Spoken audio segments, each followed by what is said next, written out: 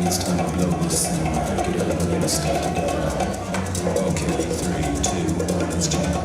Ladies and gentlemen, hello and welcome to the roast of Basic City Comedy. Give it up for yourself! We have a very special night of comedy in store for you all. Remember, we have pint and can deals all night and pizza available to order at the bar. Ash is your bartender. Please tip them well. And now, please welcome your roast master, Charlie Waring.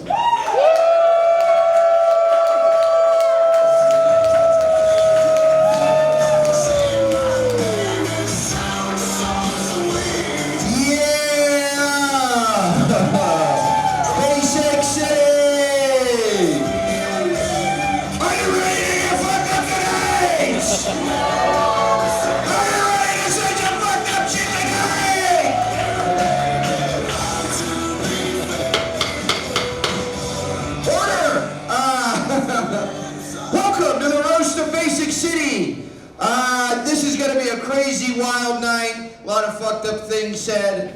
Ash is your bartender, I was said to tell you that. It's gonna be crazy, mayhem, fucked up. Please give it up for the fatherless pieces of shit who are the main guests of honor this evening. Please give it up for Tyler Bauer and Monty Giles.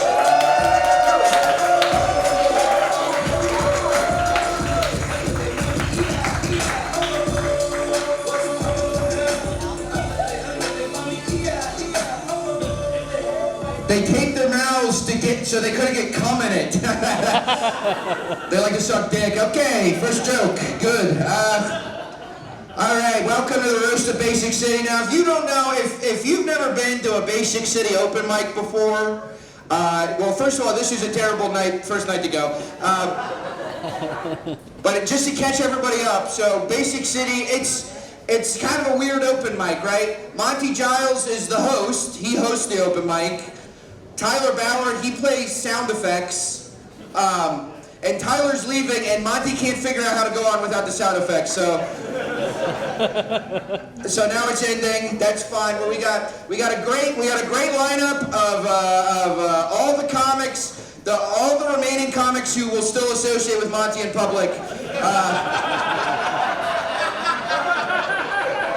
There's only a few of them. They might not even all go up tonight. They might leave halfway through. That's fine. That's great. We got a great lineup. Let's see. Danny McCabe's here. Danny McCabe. Give it up for Danny McCabe. Danny recently got contacts. He won't shut up. You ask him. He won't shut up about it. He has contacts. He thinks he looks hotter. I just think he looks more Arab.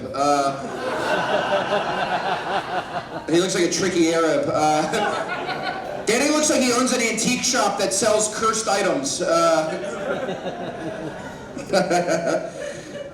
He looks like the guy who fights Crash Bandicoot.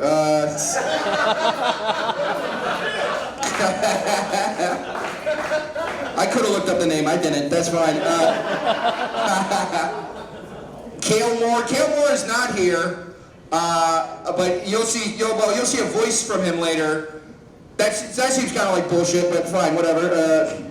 He looks like a sack of potatoes. Not great, but he's not here. We'll tell him that's funny. All right, guys.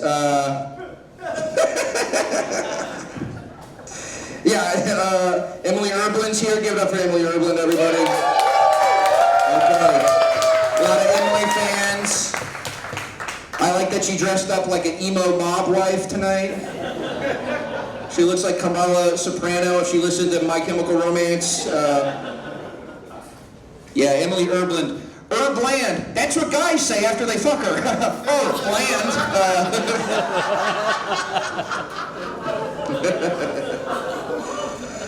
They thought it was boring when they fucked her. No, JRonn's here. You may know him, he's dressed like a valet up here. might recognize JRonn, all the white women in the audience might recognize him. We'll send you DMs after the show. Laz, no, sorry. That's racist.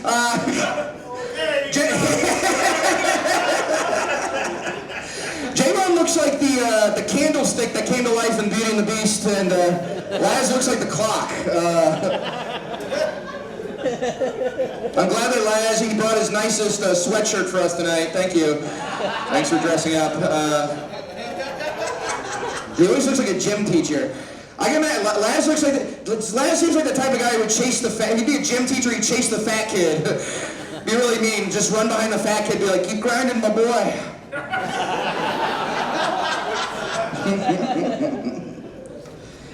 Jack and Will are here. Jack Miner. No, fuck. Jack Parker. Will Miner. I'll get drunker. It'll work better. But. You know, a lot of people say Jack and Will, they're kind of counterparts to Monty and Tyler, right? Like Jack and Monty, they have a lot in common, right? Like they both have abrasive personalities that are hard to get along with. And then Will's kind of like Tyler. Like Will and Tyler, they're similar because, you know, they're like very likable and funny and good at stand-up comedy.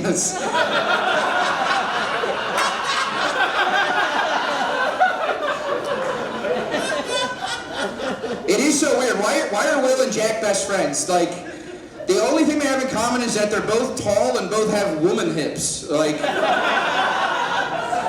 that's the funniest thing about you. Jack Parker. Like, it doesn't matter how many, you know, how much Viking paraphernalia you buy.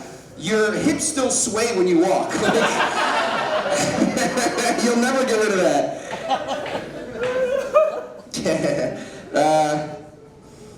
Who else? Bryan Fountain. Bryan's hard to make fun of.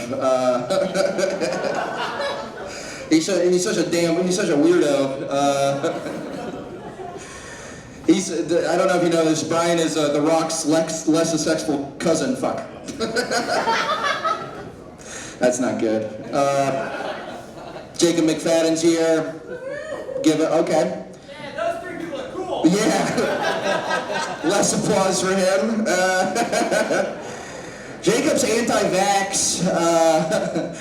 He's against vaccines. It makes sense because he got vaccinated as a baby, and that's why he has that big waterhead now.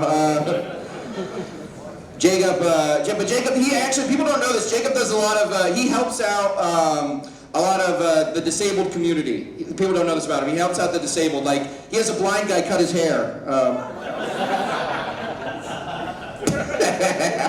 I liked it. I'm proud of it. DLo. Give it up for DLo B, everybody.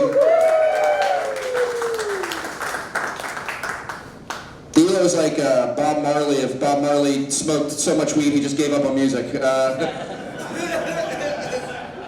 DLo has old man face. Like, he's not that old, but I think he just smokes so much weed that his eyes look like somebody who's been in the Vietnam War. Like, he's seen some shit. I don't know. All right. Okay, now let's give it up, Monty and Tyler. Come on, guys. This is where I want to bring up, Monty, like, over the years, Monty's a fucking idiot. Like, first of all, you're not dating a non-binary person anymore. You don't have to dress bisexual, okay?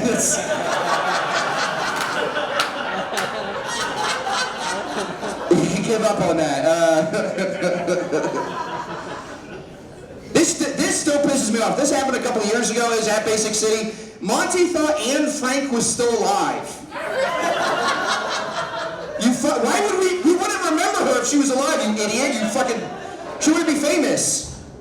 Even worse than that, he thought Aladdin was anime. That's worse. Japanese animation is much better than Western animation. That's it. Tyler Bauer. Tyler's gonna, well, Tyler, he looks like a guy with Down syndrome caught more Down syndrome. Tyler always looks wet. Why? Tyler always looks like he ran out of money before he could put his clothes in the dryer and just had to wear wet clothes. started comedy, I made this roast about Tyler. I'll do it again, but I stand by it. Tyler looks like the bully's friend. Like, not the bully. Tyler looks like the guy who stands next to the bully and goes, yeah, yeah! The funny thing is, Tyler looks like that, but that just is Monty's personality. All right, guys, are you ready for a fantastic night? Roasts and gaffs. Give it up for Basic City. Give it up for... I'm glad they finally got some comfortable chairs in here tonight, and they gave it to the performers, not you guys. That's great. All right, your first roaster of this evening, he came from far away. Please give it up for the Midwestern Menace, Cale Moore. Hey there, Basic City. It's your Midwest Princess, Cale Moore, with a special message. I'm honored to help say goodbye to the best Kill Tony ripoff in the entire Central Virginia area. I want to start off by saying thank you to our illustrious host, Charlie Waring. I can picture him now, with a mane like an autistic, cowardly lion. If he got to ask the Wizard of Oz for one thing, it would probably be to have a head that doesn't look like a Dick Tracy villain. I couldn't be there in person, so I decided to record a voice message because I didn't want to rely on the combined literacy skills of this lineup. It's weird having to do this with absolutely no crowd reaction, but I can't complain because I know this is what Jack Parker feels like all the time. Jack is the only man I've ever met who looks like he got jumped out of the Aryan Brotherhood. Jack's life partner, Will Miner, is a cyclist, so he finds cars to be gigantic, obnoxious monstrosities, which coincidentally is how most crowds feel about Will Miner. Will is a good guy, though. He's a big trans ally, which makes sense considering he looks like Nancy Mace with a mustache. I assume Bryan is there, unless the bus is late. Every time I see Bryan, it's like I'm watching a homeless man in the making. I want to say hi to Danny, the giant hairy baby of the comedy scene. Danny looks like an Ewok with mange. It's too bad DLo B couldn't be here tonight, but I heard they got Larry Volz's Jamaican nurse to fill in. Now, at this point, I could call JRonn gay, but I feel like that's low-hanging fruit. I think he's afraid because if he got AIDS at his size, he'd disintegrate like the Avengers. Laz is my other favorite comedian to call gay, but he was wearing a peach sweatsuit the last time I saw him, which takes low-hanging fruit to a whole new level. Emilie Erbland is here. She's a bartender with tattoos who loves bugs and writes a zine, so it's safe to say she's not like other Richmond girls. The main thing that sets her apart is that she looks like Sarah Silverman with a ketamine problem. On to Jacob McFadden. What can I say about Jacob that hasn't already been covered in his FBI profile? He spends his nights cleaning up his children after every spilled meal and shitty diaper, and then he leaves home sweet home to spend time with his family. He does try to set a good example for his kids, so that someday when he's gone, they can look back with pride and say, "My dad ran Brandon Langley's favorite open mic."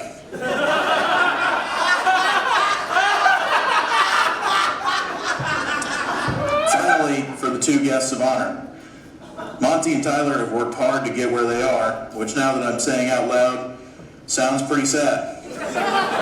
They made it all the way to Richmond, Virginia from the rough part of Munchkin Land. I still remember the first time I showed up to Basic. I was looking for the host and thought, maybe this Puerto Rican man and his small boy companion can help. They look like two Make-A-Wish kids who wanted to be in a noise band before they died. Their lives probably would have turned out a lot different if they had wished for their fathers back instead. Monty, I love you, and I know that you've been through a lot recently. So I just want to say it's okay. Not everyone is cut out for they, them pussy.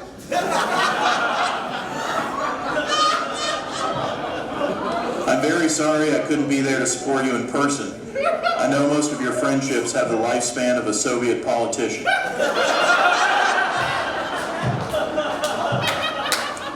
I never understood why Monty smokes Camels, because he reminds me a lot more of a human Newport. Tyler, when I first met you, I thought, this guy looks like he works in a food truck. And buddy, you proved me 100% right. You look like a service worker Funko Pop. More accurately, you look like a pedophile and his victim at the same time. I love you though. You're a super producer. You're like the Suge Knight of Richmond comedy, except the only things you dangle are your legs when you sit in the big boy chair. I have to go now. I'm hosting for Jessica Liz in Chicago. But before I do, I just want to say I love you all, even Charlie. When I came to Richmond as a naive farm boy with dreams of the big city, Basic City smashed those dreams and built them back up repeatedly. It's unique and amazing, and we'll never have anything like it. Now let's get the rest of this shit show rolling. Hey there, Basic City. All right, Cale Moore, everybody!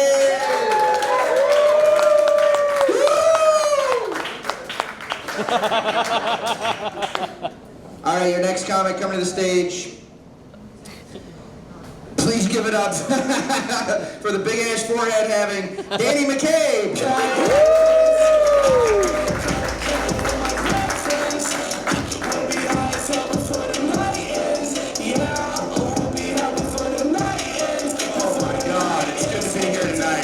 It's great to be here, honored to be here. Can we give it up for our host, Charlie? I love Charlie. He's been a good friend on this whole comedy journey thing. It's funny, every time Charlie giggles, I feel like I'm listening to a rooster that has cerebral palsy. Hell yeah. No, it's okay. You have a face that belongs on a Thomas the Tank Engine car, Charlie. I'm a big fan of that joke you do, you know, the one where you yell a lot and flail around your arms, you know, all of them. No, Charlie's the only man in his 30s who still, you know, runs around the house after consuming a whole lot of sugar. All right, yeah, let's, let's skip around. Let's go to Jacob here. I'm glad, Jacob, I'm so glad you're here. I haven't seen you in a lot of Basic Cities, man. It's good to see you. I'm glad you could take time away from complaining about your wife and kids on Facebook. Yeah, if you asked ChatGPT to create an alt-right leprechaun, it would give you a picture-perfect image of Jacob McFadden. Oh, shit. Yeah, it's a shame Cale isn't here. For those of you guys who've never seen Cale before, he looks a lot like Ronald McDonald's fat bastard son. Yeah, you know, it's more like, you know, whatever. Yeah, Cale's supposed to be on a work trip. Thank you. Thank you. Yeah, Cale's supposed to be on a work trip, which means, you know, he works in mines, right? So he's either ordering the child slaves around, or, you know, he's standing in a circle with a bunch of other weird Western prospector guys going, gold, gold!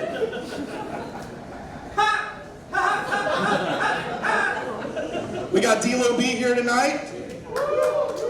Give it up for DLo. My God, the Predator got fat. DLo's style of comedy is unique. I'd call it stand-up, but bro is always sitting down when he's telling jokes. No, I don't think I've ever seen you not high, bro. You gotta lay off the weed. Your eyes are starting to look like camel toes. I thought you had a peanut allergy all this time. Emilie Erbland's here, everybody. Yeah. When I first met Emilie, I thought she was a really bad mime. It turns out she's just that pale. Some people have resting bitch face. Emilie has resting, was that a shit or a fart face? Hey, Emilie, I loved you as the lesbian friend in Mean Girls. I admire you, I really do. You're a comedian, a showrunner, a publisher. You've come a long way from someone who was definitely a horse girl. Jack Parker and Will Miner are here. Richmond's two giantest virgin comedians.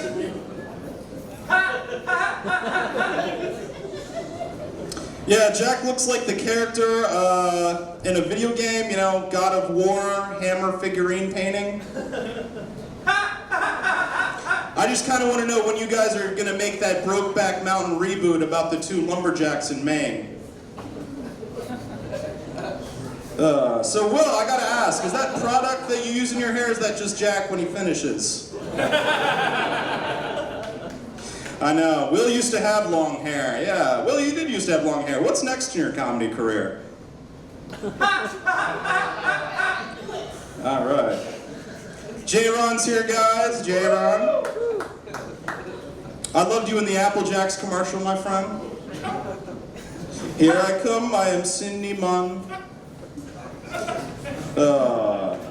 Every time I listen to JRonn talk when he's up here, it's like he's had coffee for the first time. He gets too jittery about it, you know? You could talk a dog off a meat truck, my friend. Which is funny, because he's a vegan. Hell yeah. All right, Bryan Fountain's here. Bryan Fountain, yeah. Very unique guy, very unique guy. When I first met him, I was like, oh wow, he does not have an extra chromosome. Yeah, you kind of look like a Jolly Bee Shane Gillis, my friend. Yeah, Bryan Fountain's an interesting one, because he dresses like he's not sure if he's ready to come out of the closet yet. And his haircut could pass for a 3-year-old or a 63-year-old. There's no in between. Yeah, but Bryan Fountain smiling is the last face you see before you get sex trafficked.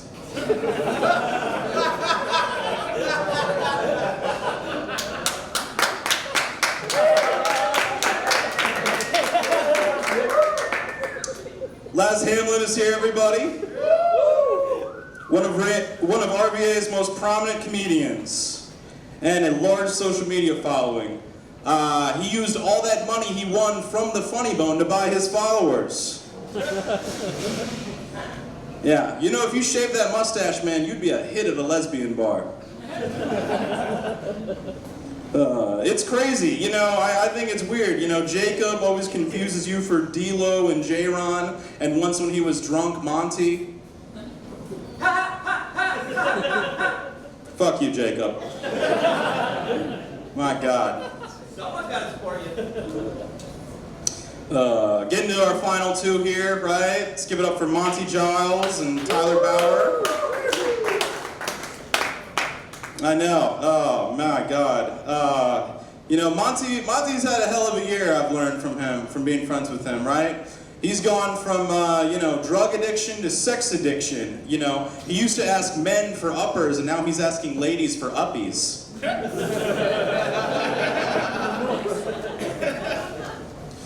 Monty always gets asked if he's Hispanic, and you would think, oh, is it the color of your skin? No, it's because you're always dressed like you're about to mow a lawn. Hell yeah, hell yeah. And Tyler, you got a special list. Tyler, you look like the Olympic gold medalist for doing the most whippets in under a minute. Everyone's so shocked to hear that Tyler's moving in a van, not because of his choice of transition to an unconventional lifestyle, but because he was not homeless to begin with. Remember to donate to the bucket. We don't want to see Tyler funding his wedding to Elena by panhandling outside the Diamond. You look like a can of Rockstar Energy wished it was a real boy. Tyler once went to Comic-Con and everyone thought he was a Make-A-Wish kid. He got so many pictures. But it's not your fault, man. You have the complexion of boiled pork. Boiled pork is also the name of the sex act Monty gives to Tyler in exchange for a cigarette.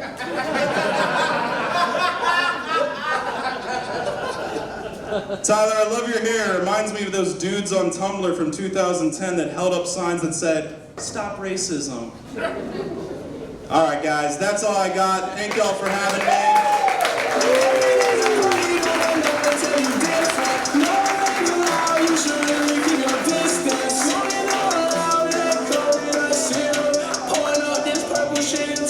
All right, keep it going for Danny, everybody! Clap!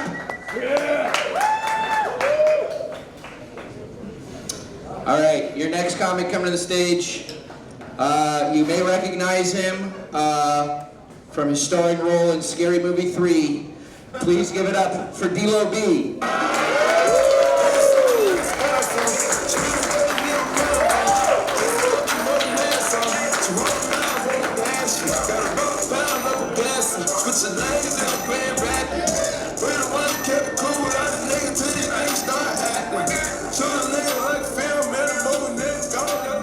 White people, that's called rap music.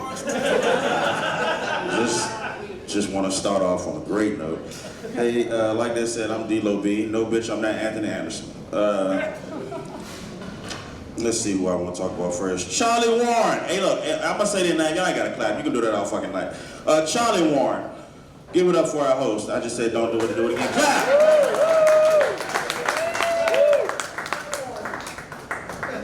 Charlie got little hands.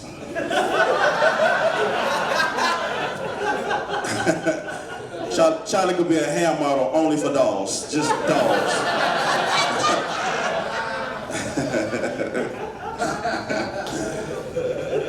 I shook Charlie's hand. It felt like a loose inner tube.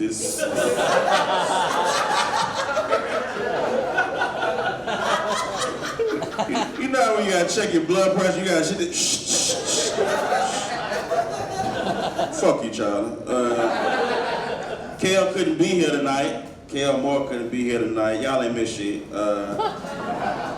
It's ironic. Cale's name is Cale, but he look like broccoli.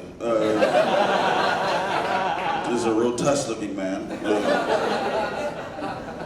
Danny McCabe. Danny, that was rough, G. You had to go first, though. I feel that. It's easy to say that Danny looked like that motherfucker off Toy Story. That's too easy. But it's easier to call him a virgin. Emilie Erbland. Emilie, I love Emilie, or what we like to call her in the hood, White Daffy Duck.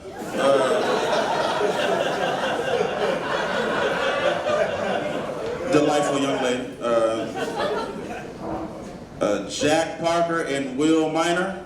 Y'all just gay as fuck. I ain't really got no jokes for y'all. I did right there, ambiguously gay duo. I don't know. Well, if you get it, you get it. But you know. JRonn, that's my homeboy JRonn. JRonn just a vegan ass nigga. That's all. I'm sick of hearing about your healthy lifestyle. Fuck it, we here now. Look, nigga. Sometimes we be on the phone. I don't want to hear about your healthy shit. When you be like, yeah, let's go to the gym, I be eating a cheeseburger. Yeah. So put all the cards on the fucking table. That's my homeboy. Bryan Fountain.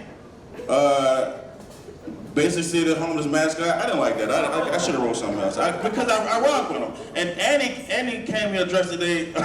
Are you late for a mob boss meeting? Wait, look at that. I've never seen a checkerboard plaid shirt. Okay, all right. I fuck with it. Little gold chain, little dangly. Laz Hamlin, that's my homeboy Ham. Ham, give it up for Ham. Clap. You gotta hand it to Ham. He's short. You really gotta hand him shit all the time. Shit. You gotta hand him everything. That's my homeboy. Jacob McFadden. I've known him for a while. He never knows who the fuck I am. I know him for a long time. I wrote down the elf that Santa specifically appointed to pick out Cole. I thought that was funny.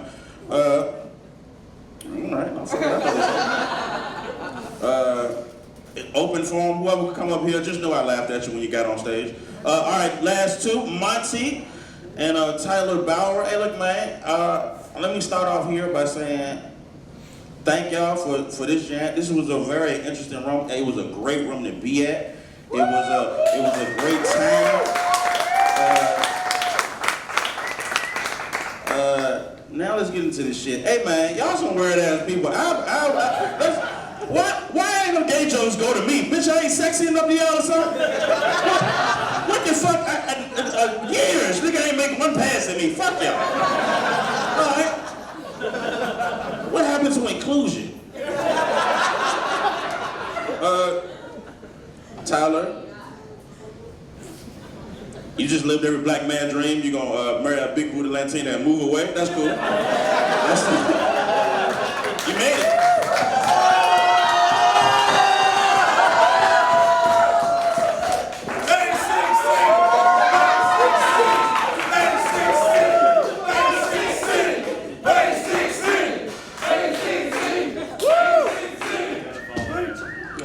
And that's how you fill time. Monty, I'm telling you, in these dirty ass shoes, my God, sir. Why are you half white, ankle up? That's not cool. Come back, Monty, we need you. We're losing our black men. All in all, man, I'm gonna tell y'all, man, I appreciate y'all. But that's all I got. My name is DLo B. Thank y'all very much.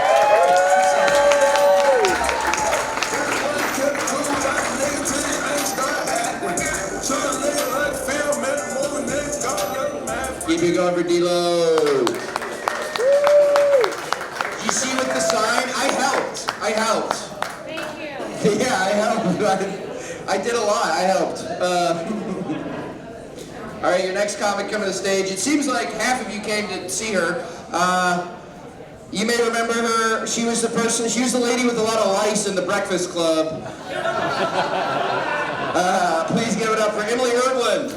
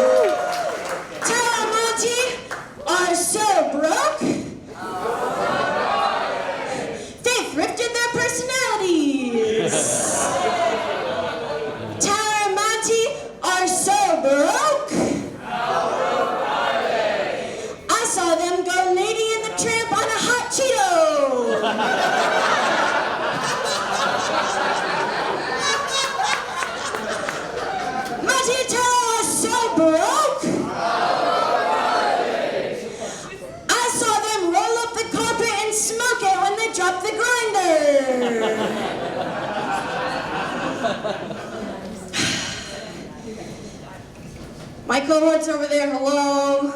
Hello. Bryan Fountain is here. Bryan Fountain looks like Bruno Uranus.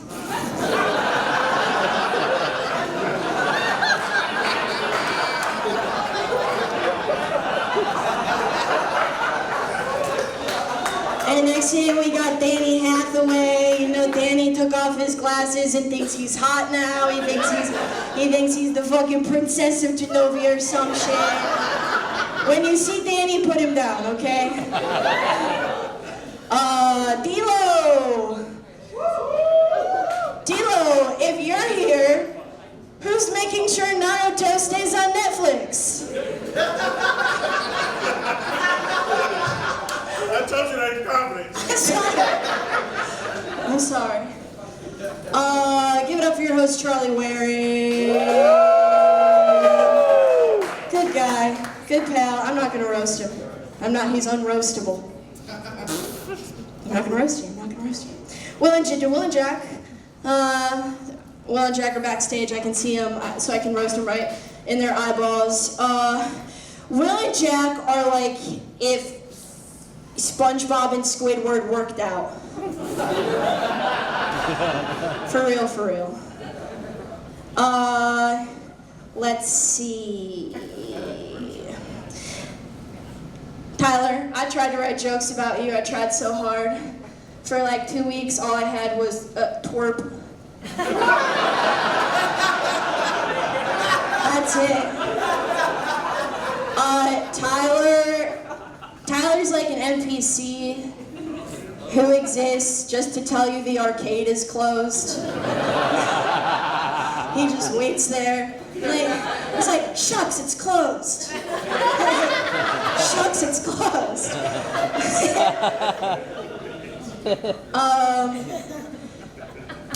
If you followed Monty Giles on social media in the past year or so, you may have noticed he cut the sleeves off of all of his shirts. He did that because he was afraid he'd strangle himself. That's how dumb he is. Let's see. Monty looks like Frog and Toad.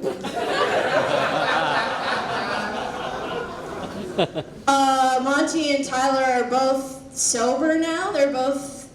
Give it up for that, y'all. Monty and Tyler are sober. That's cool. That's very cool. We're proud of them. But now they drink so much sweet tea, we call them the Lollipop Guild.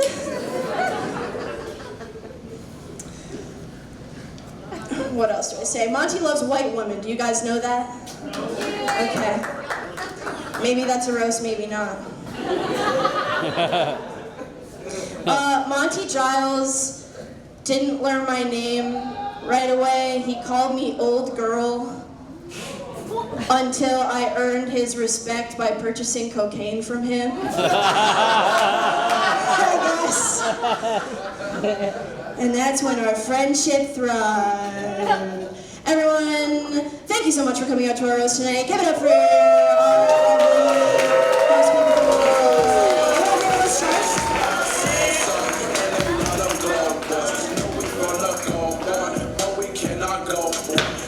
Keep it going for Emilie. I feel like she didn't have any, she brought me up just to not insult me. That feels like the biggest insult. That was, my feelings are hurt. That's okay. Hey, did you try to order Monty Giles and Tyler Bauer, but they're all sold out? That's okay. We have the second best thing. Please give it up for your next comics, Will Miner and Jack Parker.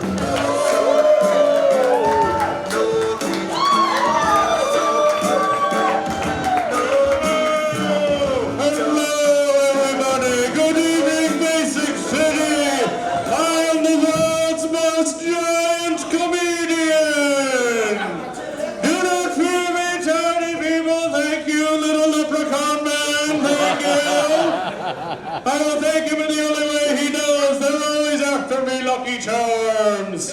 I'm very big, everybody. Keep it going for yourselves. I'm the world's most giant comedian.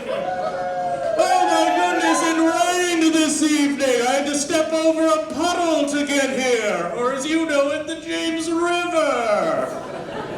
When I got here, there were a bunch of Matchbox cars in the parking lot. I had to step over all of them. I went over to the bar and ordered a beer, and they gave me a shot, or as you know it, a barrel. I'm much bigger than all of you. This is my regular-sized notebook with all my regular-sized jokes. The first one. You a bitch.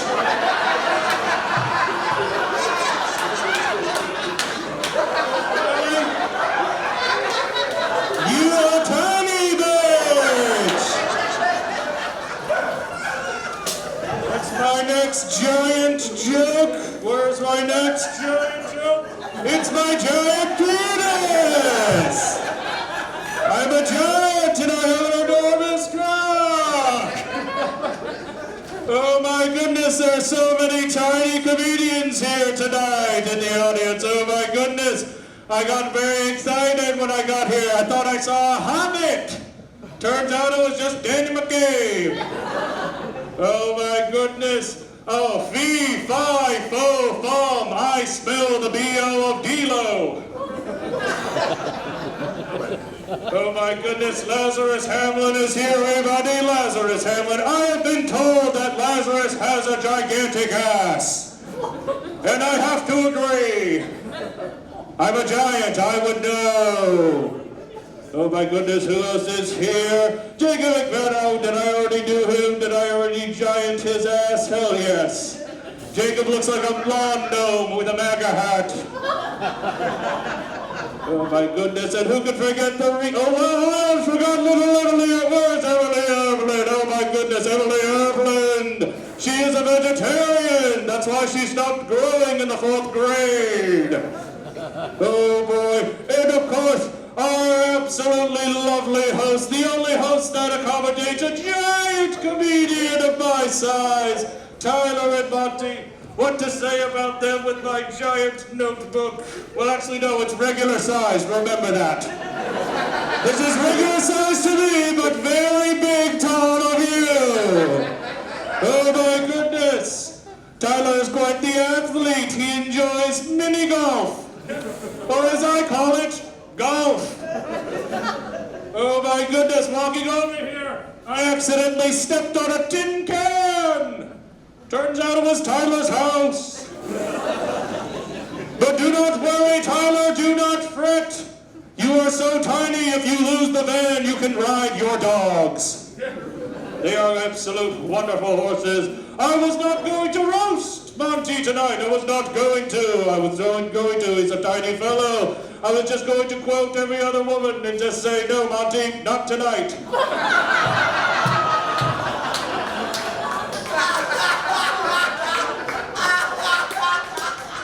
Monty is a mailman, for those of you that don't know. He's a mailman, which is actually the off-season jobs for Santa's elves. And what else can we say? I don't know if you all have ever heard the phrase, people talk loud when they want to act smart. If that is true, Monty is the smartest man in the world. All right, well, I'm going to end on that great guffaw. Oh my goodness, that's all I have from the world's most giant comedian. Thank you all for putting up with me one more time in the Basic City Boys!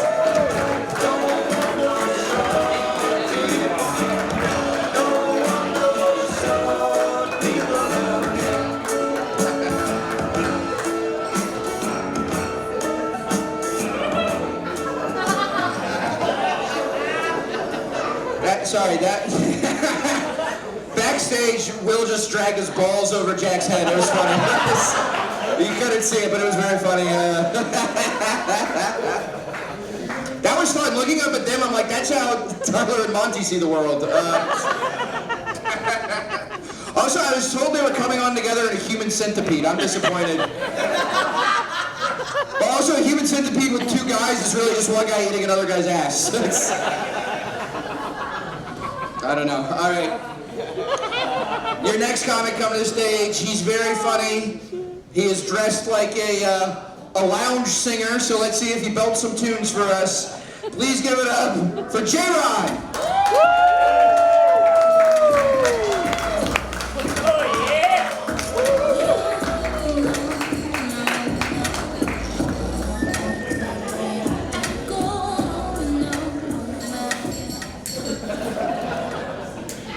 First of all, Fuck everybody that came up here and said something about me. You raggedy bitches, you. Now, shout out to Basic City. This shit finna be over, okay? I'm sad about it, but at the same time, you know, it's okay. I got tired of hearing a whole lot of that gay shit y'all used to do in here. Y'all some wild motherfuckers, man. I'm just gonna tell y'all that there was a whole bunch of wild shit going on. He just told you what happened. I saw it live. He dragged his balls on the back of that man's head. And he bald-headed. He felt all that. And had ball skin on the back of his bald head. That's some wild shit. Tyler is really moving to a van. I ain't never heard of a motherfucker moving out their house to a van. And I really don't think it's his fault. I think his lady making him do this shit. And you a terrible person. Yeah, that's right, you went on this shit too. You gonna make that man move in a van with his dog. That fucked up. He don't wanna do that shit. Do your talent. Untape your mouth, motherfucker. Talk. Y'all talk every night. Talk. I do want to move in the van. No, the fuck you don't. Sit right here, loud at me, as I said. Move across the country to live in the damn van with your dog. You a homeless, sick bitch. Make that motherfucking sick. What you gonna do for work? Nothing? Where the fuck is you gonna work at? You live in the van. They just gonna travel. You ain't gonna have no gas money. You gonna be pushing that bitch. You and the dog pushing the damn van. You're gonna have to call Monty. Come get us in the USPS truck. We're gonna pull up on town with all the mail. Monty up here look like a painter that just got fired. Who the fuck told you put black on this wall? What made you put on overalls today? You are a sick motherfucker. You crazy. I'm sorry. Y'all funny though. Jack Parker in here. Jack Parker, shouts out to Jack. He looked like he managed a Best Buy. He just got manager face. I don't know what it is. I think it's the bald head plus the beard, but it's like the shape of the bald head. He look like a Mighty Bean. Y'all remember Mighty Beans? Them things you used to flip, them little magnet toys. Yeah, you know what the fuck I'm talking about. You had 6 of them. I know you did. Charlie, fuck you. You look like you own a library and can't read nail book in that bitch. You stupid motherfucker. Alright, I'm sorry. Bryan Fountain look like he go to the park and feed the pigeons. They got bird food in the trunk right now. Crazy as hell. Shout out to Danny. Danny here. What's up, Danny? Danny look like his mama still pick his clothes out. What the fuck is this, Mom? I don't like it. They're gonna talk about me at the fucking open mic. I can't wear this shit. And then she whoop his ass and they can put it on anyway. I picked this out for you! I fucking wear it. Shout out to Emilie Erbland. Emilie look like she'll go skinny dipping that bird park at 2 o'clock in the morning. Drawing shit on, just in Bird Park, swimming with the ducks. You wild, Emilie, you wild. Jacob McFadden here, shout out to Jacob. I ain't seen Jacob in a minute, and he still look the same. Jacob looked old and young at the same time. He been looking like that ever since middle school. Ain't it, Jacob? No? All right. Will look like he sells spaghetti to elementary schools.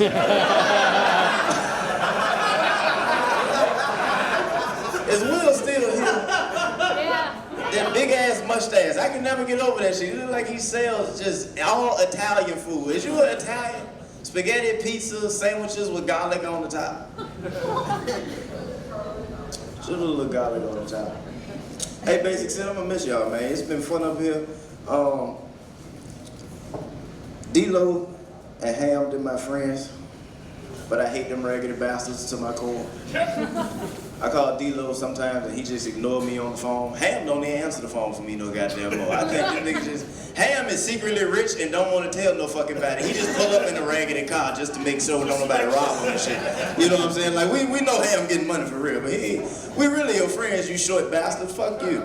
I saw Ham can't get in the bathtub. He gotta climb in it. And DLo relate everything to food. That's why he gonna be big forever. You saw him knock the shit over. He just fucking big. Can't help it. He just do big shit. I called D-Lo the other day. He said, I said, what you doing? He said, I'm wrapped up in the bed like a taco. I said, wow. Now you a burrito in the damn bed. Everything is food with this nigga. What you doing? Feeding the fish. This nigga gotta feed everything. If he ain't feeding himself, he feeding something else. He get these fish they food. Fuck them fish. He probably fried one of them bitches when he get home. Every time I talk to this nigga, he made my fish eating each other now, bitch. I know what's really going on. You got that George Foreman grill in your room. Nigga grilling them goldfish every night. Alright. Well, okay, I'm finished. Any questions? Hey man, thank y'all. Basic City, I love y'all.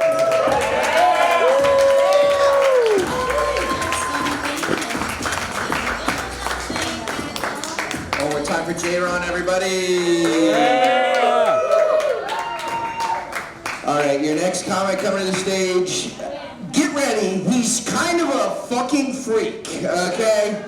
He's known as the menace of Basic City. He comes up here, he says any damn thing that comes into his mind. He's gonna do something really weird. Give it up for Bryan Fountain.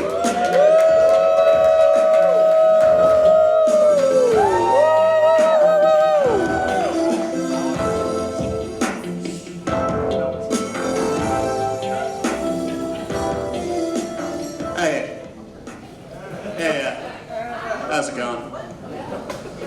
Let's start with Cale, because he's not here. Cale Moore, true inspiration. He's actually like, I call him my spirit animal. I know I give the outward appearance of like a NFL running back.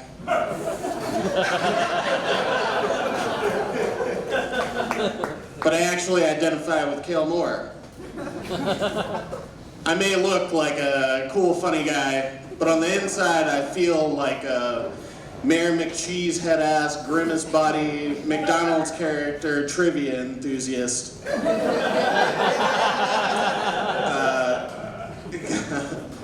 God has cursed me with beauty and the wherewithal to get contacts. Danny? Wouldn't it be funny if Cale or Charlie got famous? Just because they're ugly. Will you just laugh and laugh if somebody gave one of these ugly, albeit comedic geniuses, a chance at fame? You would laugh if Charlie or Cale was on the Tonight Show. I'd blow my brains out.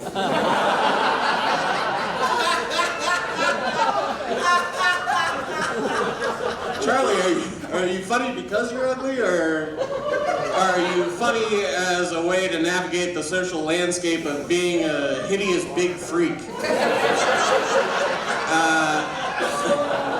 Charlie's tall, frumpy frame makes him an ideal gimp.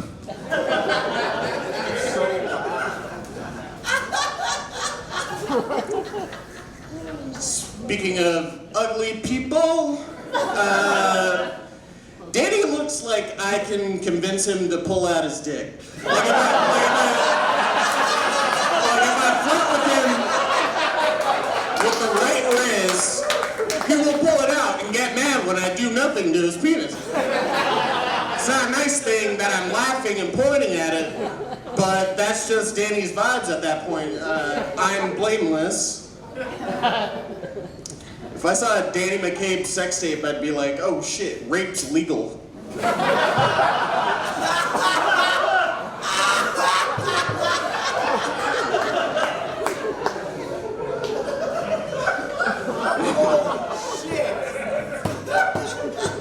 Jacob McFadden is not a fascist because he only recognizes gender male or female. Instead, he specifically ordered a male to fuck for money and refuses to use the correct pronouns of the prostitute he orders. That's what makes him fascist. But Jacob's a great dad. I'm pretty sure my dad did crack and I turned out fine. Then again, my dad didn't raise me. So it'd be safe to check in on Jacob's kids in 10 years or so, just to be safe. He's a great father to these young comedians, though. I see it every time after Home Sweet Home. He's like, I like that joke you had, but it'd be funnier if you put the N-word in it. Hard R.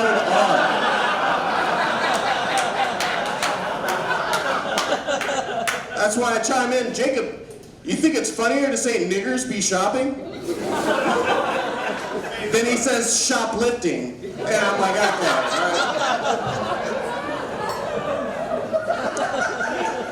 Let him cook, let him cook. Clearly I didn't see the vision on that one. He invited me to a Nazi bar once, and that's all I have on Jacob.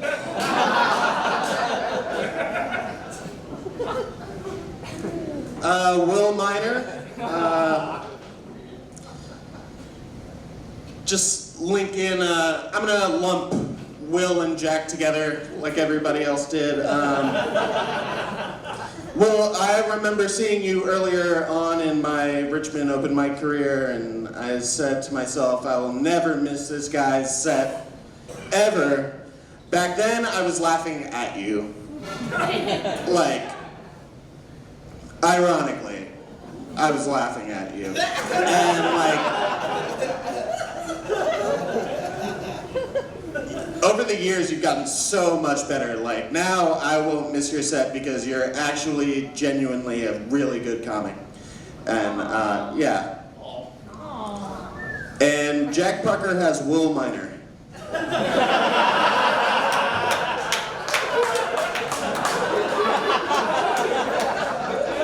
So, fellas, you can color me impressed. All right.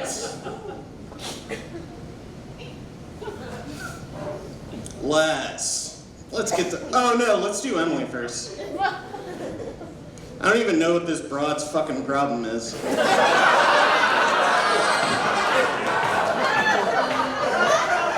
I think she's really cool and we're friends, so when she posts something on her story saying to go to her job where she bartends, I'm there, and I tip feverishly. And what do I get in return? Bad puns and banned from her bar. All because I made the suggestion that if she had to tell me shitty jokes, at least do some jumping jacks and shit. You know? I'm a big fan, but I don't like her boob job joke. But I do support it. I'd like to lift it. See how I made your joke creepy and I only did the bra minimum? What's that you say, Emily? Indubitably?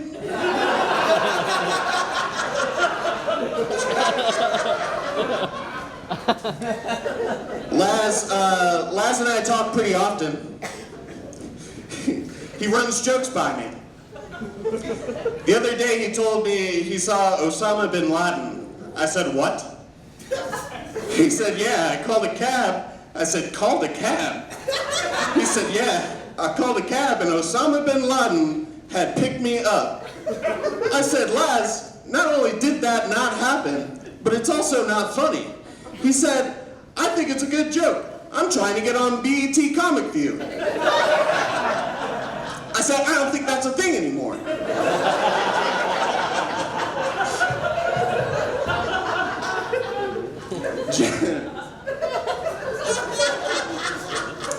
Can you really think of anything for like JRonn and DLo? One's skinny, one's fat, right? So I like to think of like a, I don't know, a drive-by and JRonn hides behind.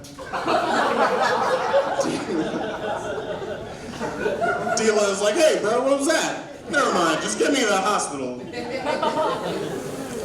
I don't do this kind of humor. Yo mama jokes? Can we do mama jokes? JRonn's mama looks like a black Tony Hawk. And DLo mama is so nice, she let me stay over on a school night. Laz's mama is so fat, she went to KFC. When they asked her what size bucket she wanted, she said, the one on the roof. The cashier said, wow, that's a lot of mac and cheese. I can't imagine how much fried chicken you want. She said, it's Kentucky Fried Chicken, not Kentucky Farm Full of Chicken, you fat black bitch. To be fair, Tyler's mother went too far there. And deserved to be fired from that KFC. She got too bold because she was fucking Monty's dad.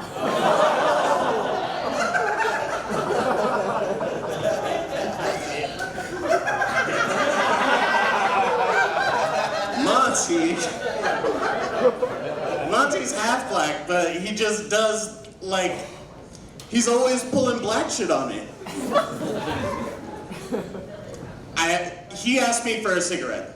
Sure, have a cigarette. Then he says, oh, I dropped it. It fell through the cracks on the porch. All right, dude, here's another cigarette. Because I love you. He turns his fucking head to the side, it's in his goddamn ear. I'm like, you black son of a bitch. Like,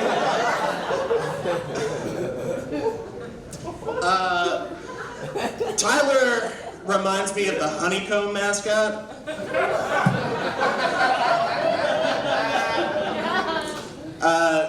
Tyler and Elena are getting married. We can clap it up for that. I don't think we gotten as far as like invitations, but I know I'm gonna object.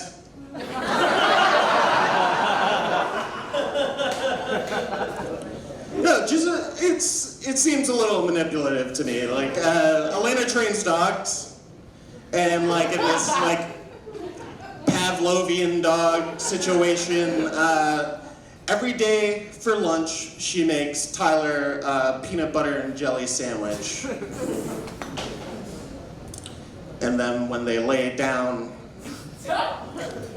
together at night,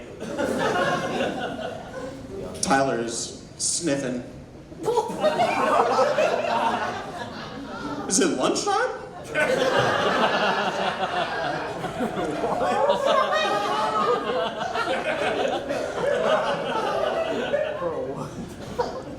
Tyler's eating PB&J off of Elena's pussy in the... and ass. Yes. Did I miss anybody?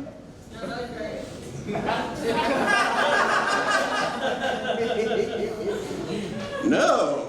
Wow. I love you guys.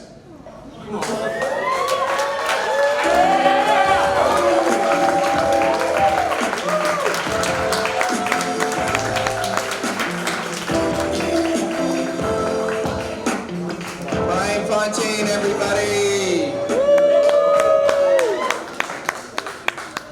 I told you he's freaky. All right, your next comic coming to the stage. I just looked back. I just realized he's wearing camo pants. That's funny. He's gonna hide. What? You going to war? I don't know. He'll explain it when he gets up here. Please give it up for Laz Hamlin.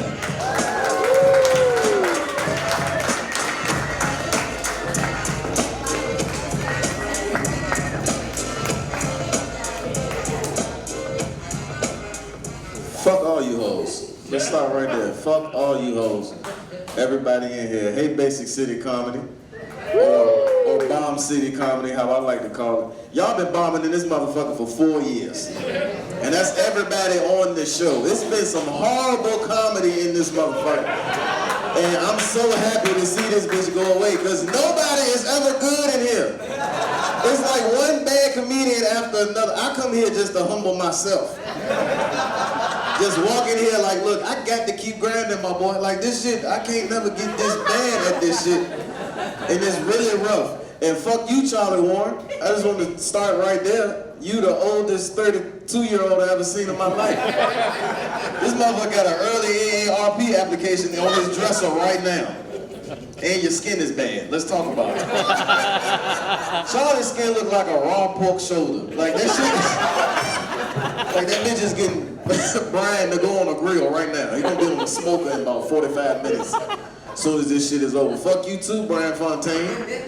Motherfucker here dressed like he knows a guy that knows a guy. Ugly bitch. Normally he be in here dressed like 12 years a homeless man. Like that motherfucker. Bryan Fountain wake up and put clothes on. He don't get dressed. He just put on whatever is closest to him. Shout out to Monty, speaking of clothes. Monty looked like he grabbed all his shit out of a time capsule. Like, Monty dressed like 1992 and summer 09. Like, I don't know how. You got an LL Cool J overalls on with a tiger hat. I just don't understand. That's really stupid. That's really stupid. Like, really dumb. Shout out to Jacob. How you doing, Jacob? Jacob is the scariest fucking comedian in the whole Richmond comedy scene. He was actually voted most likely to shoot himself on stage after bombing. Like that motherfucker, that's one unstable bitch right there. And I just want to let you know, we cool. If anything go down, I fuck with you, Jacob. I don't want you to think I don't. Hey, Emilie Erbland. All I'm gonna say is fuck you. I don't even, that's it. That's it. I don't want to go too far. 20 years from now, you're gonna make up something about me. You're gonna bring down my whole organization. I don't want to get Shannon shopped out here. That would be stupid. That would be stupid. Emilie Erbland looks like she leaves bad Yelp reviews at fucking plant places or something. I don't know. She beefing with Lowe's right now over mulch. Y'all don't know that. They about to go to court. Shout out to Tyler too. Shout out, I'm all out of order, but shout out to Tyler. Tyler about to go live in a van. That's crazy. And that's crazy because I just saw some shit on Netflix about this girl named Gabby Petito. I see y'all saw it too. They went to live in a van and it ended horribly. But I guess Tyler figured he gonna get his Netflix special one way or another. So, do your thing, Tyler, you know what I'm saying? Make sure they interview me so I can get on Netflix too. That's all I'm saying. I'm trying to get some time on Netflix because, like Bryan Fountain said, they canceled Comic View, and that really hurt my heart. They really should bring Comic View back. Who else I got jokes in here for? Let's see. Danny McCabe. Fuck you too. I don't know where he probably went home to beat off to his Jack Black poster on his wall. He prays to that motherfucker every morning too before he get out. School of Rock is his favorite motherfucking movie. His favorite movie. Oh, my bad, the cable guy. You right. Figured it'd be some weird shit like that. Who fucking favorite movie is the cable guy? You need to watch more shit. I fuck with Jim Carrey though. I do fuck with Jim Carrey. Could have said Me, Myself, and Irene. That was a hit too. Jack Parker. He's a dickhead. Like literally, he had Will Dick on his head like for 5 to 6 minutes. That's crazy as hell. You're a grown ass man. You have a father. People look up to you. You probably shouldn't do that. Jack looked like he lost his virginity to an F-150. Like he fucked a muffler.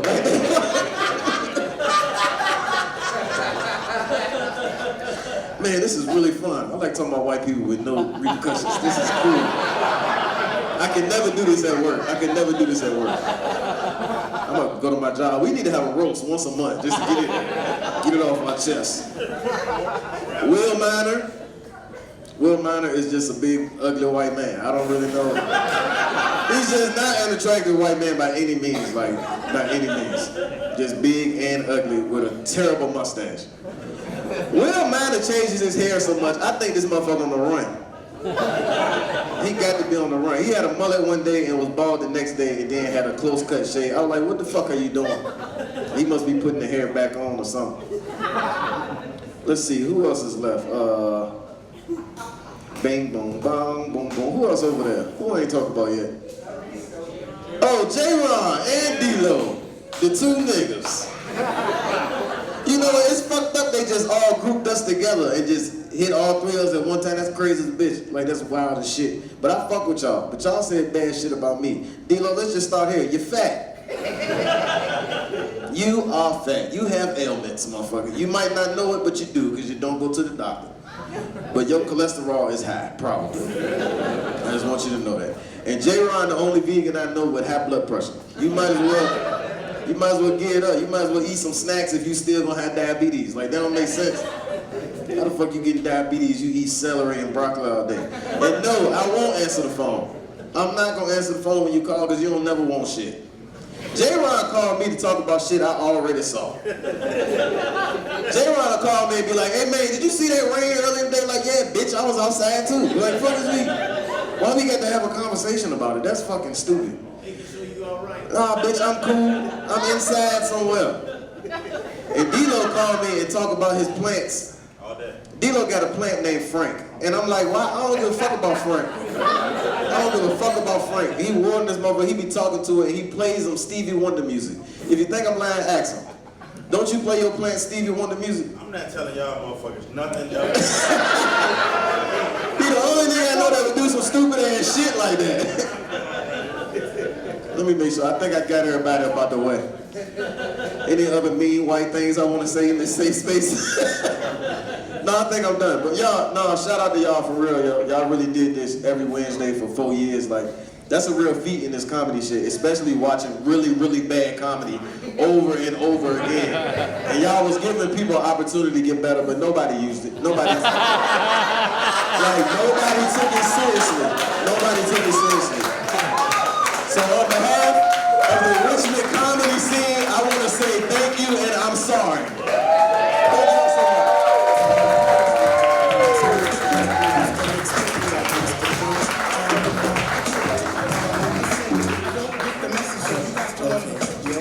much. One more time for Laz, everybody.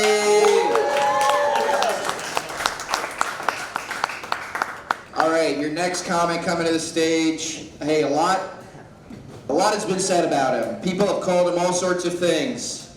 They say he's racist. They say he's misogynistic, homophobic, a Trump supporter. He has weapons. He plans to blow up the IRS. People say these things about him. Please give it up for Jacob McFadden.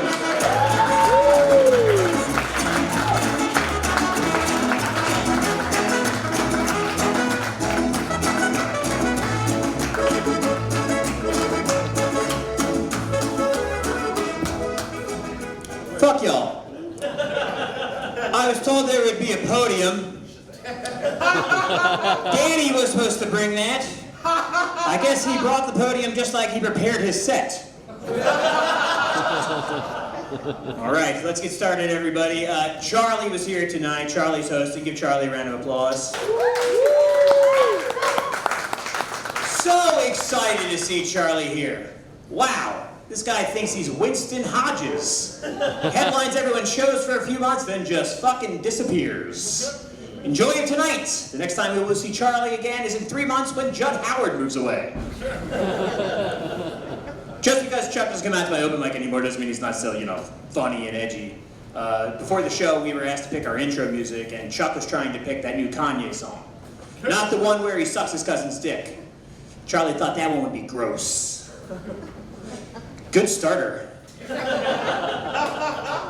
don't know this, but before coming to Richmond, Charlie was the national face of Purina's Perfect Pug Kibble. The only dog kibble specifically designed for squished faces. People remember his tagline, his famous catchphrase, "Yum, yum, yummy, give it to me, yummy, mommy, yummy!"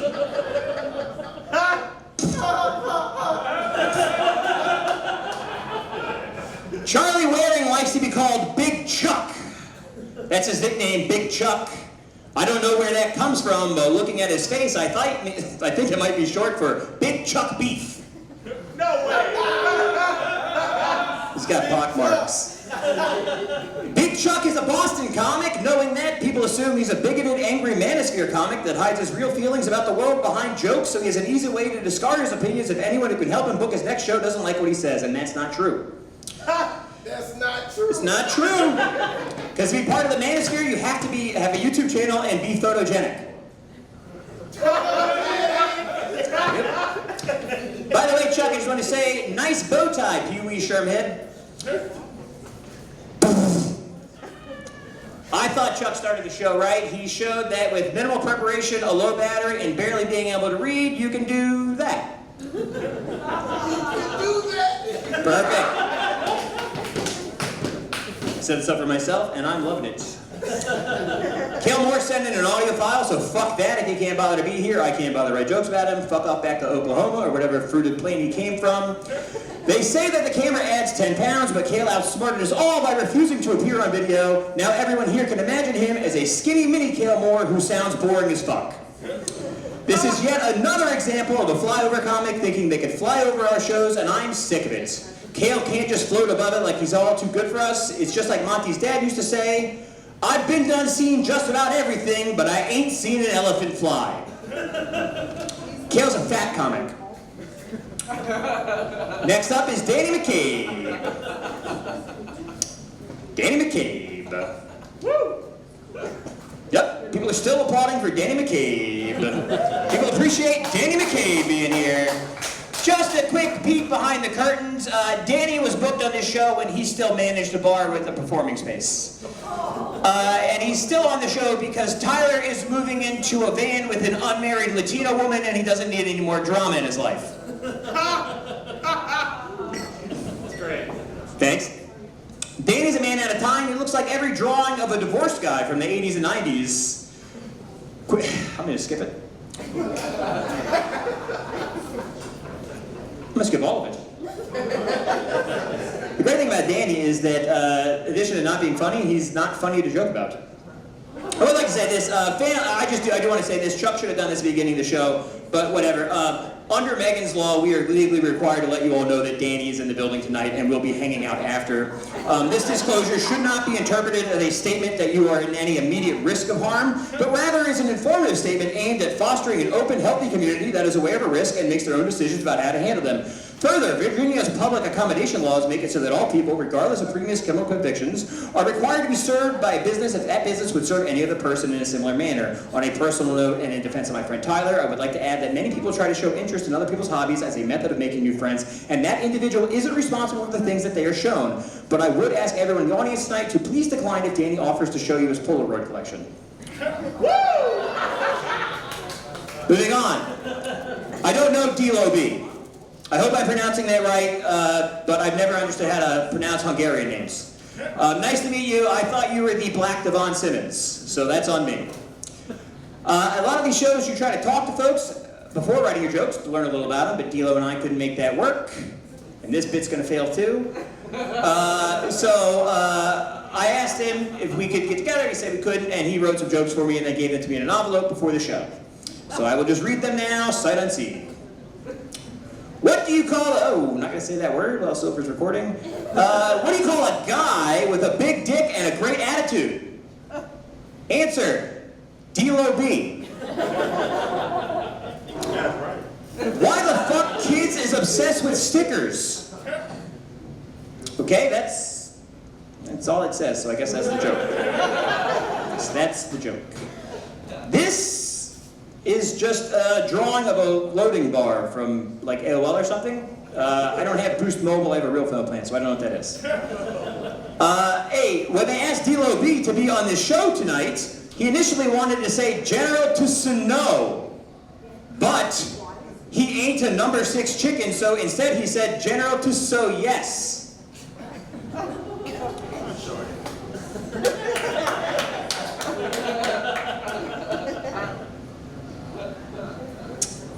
And the loading bar is still a drawing. So I don't think it's going to actually turn into a joke. That's all I have for DLo B, who I think we should all start calling Large Marley. All right. Moving on. As always, Emilie Erbland is on a roast I am on.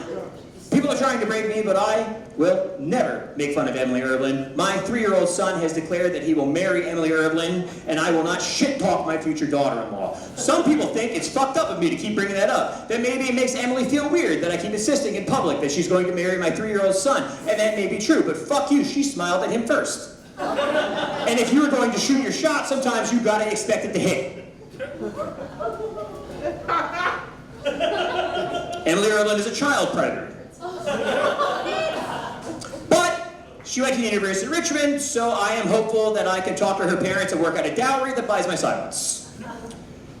Father-in-law sounds so informal. I like to think we're closer than that. Again, I won't shit talk Emilie, but I will say as her father. Some of the stuff she says on stage is not moral. Pretty bad. Pretty gross. And hope she knocks it off. That said, I hate all this, I'm gonna skip past it. I hate this. I've always hated this and I hate everyone here.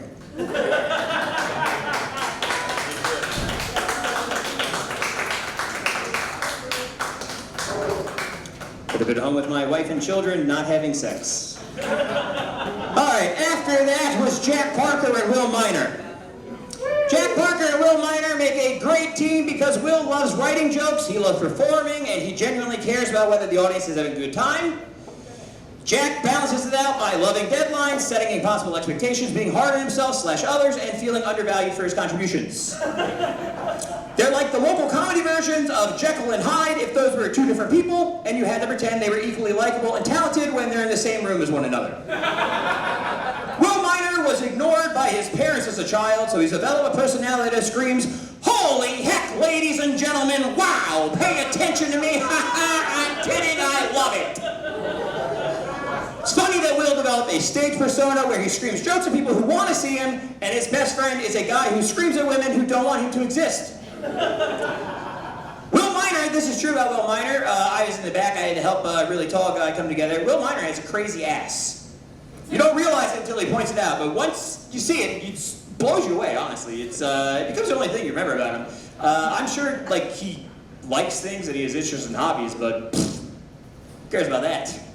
Honestly, Will Minor's ass is like two of Jack Parker's sweaty heads pressed next to each other on a bicycle seat.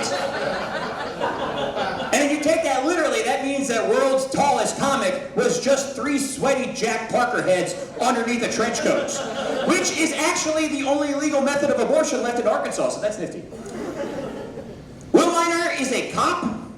That's his day job, he's a cop. Go ahead and ask him that, legally, he has to tell you. Offer him some coke after the show, I bet he won't take it, he'll sue my pension. Since Will's a cop, a lot of rumors are going about why he and Jack are so close. Jack doesn't really have the temperament to be a mean lifeguard, much less a cop. So who is he? Emilie Erbland has the most interesting theory. She says that Jack Parker is a confidential informant, possibly helping Will and his cop buddies infiltrate some sort of men's right, they're trying to replace us, militia. Which is ridiculous because Will is the anti-Semite. So if he needs Jack to meet people, it's got to be even darker than that. And if you don't believe me, just ask Will if he's anti-Semitic. He would have to tell you. I hate this. I hate everything about this. Jack Parker's personality gives off a vibe of a guy who makes a lot of angry posts defending in-group preferences online, but can't stop jacking off to big booty Latino porn. I'm glad he's got that Suboxone drip of letting Will Minor go up every staircase ahead of him. Hey Will, if Jack Parker ever tells you he's got your 6, it's not one of his malicious fantasies. It's this, and for a tall guy, 6 inches is not a lot. Moving on. Oh, I forgot all these jokes I wrote down. Now I'm eating time. I'm repaying Monty for every time he got too drunk and chased half of the room out. It is fair. JRonn's here tonight, which I found surprising, not because he showed up on time, but because unlike every other black guy on the show tonight, JRonn don't play with that gay shit. Which I think is a horrible thing to call Monty on his own show. I want to clear something up with JRonn since tonight, I get to see you. I used to work in a building, this is true, I used to work in a building, and every now and then I'd go for a walk around the building and I would see JRonn, he'd be out in the parking lot in his car smoking weed on his lunch break from the local school, and he would say, hey, do you want to smoke weed with me? And I said, I can't, I got to go back to work. And it's not because I'm a white nerd, it's because my wife worked in the same building and I'm scared of that bitch. That's the true story. Again, I just want to emphasize that JRonn is the one black guy on the show tonight that does not play with that gay shit. World's tallest comic is just some more of that weird white boy shit where we're getting too close to each other and you all laughed at it. So, JRonn's not a fan. JRonn and I have been doing comedy a long time. We've seen a lot of comics at Richmond come and go. If you'd have told me that we'd be the ebony and ivory that slid through Me Too unscathed, I wouldn't have believed you. But that was cool. I don't feel like we really changed our behavior at all. I've never had to settle a defamation case. And JRonn, unlike every other black comic on the show tonight, don't play that gay shit. Small miracles, I guess. I'm just going to read it and go through it. It seems like I'm going light in this portion, but this is true.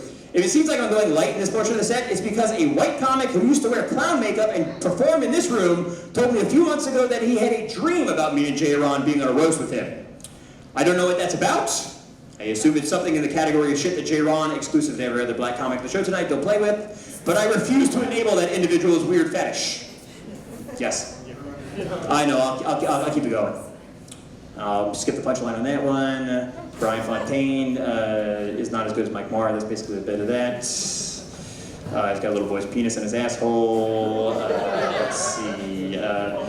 Bryan was dressed to the nines tonight. If you didn't recognize that coat, it's from the Joey Bonds Bail Bondsman collection. If you want your own coat, commit a public vacancy infraction and leverage your outside car ride to the Chesterfield County weekdays, whatever. All right, and move it on. Laz, I made a bunch of jokes. I was told that I gotta wrap it up. Laz, I just made a bunch of jokes about the word ham. Just literally 2 pages of jokes about the word ham. Here, I'll do one suggestion. I was going to suggest that Ham Laslin was spiral cut, but I don't know his family's connection to Judaism. There you go. Yep. That's what it said. Hey, I was hanging out with Will Miner, so his cop friends before the show, and we observed that if anything, he's a Dutch honey smoked ham. That's what that says. All right, that's a joke about cigarillos. I'll just send this to you guys as a PDF. All right, Monty. I'll move to the final 2. Monty has changed a lot over the life of this show. He started off as a heavy drinking, punky rebel who didn't respect anyone and broke all the rules. Now he's gotten older. He's got a little more into some rules. He's got some life changes going on, you know? He used to drink, now he doesn't. He used to date Roz, now he doesn't. He's a sober his setter, then fuck him. I hate this. Yep, that's how I feel. Skip it. The important part is I got my 2 free drinks.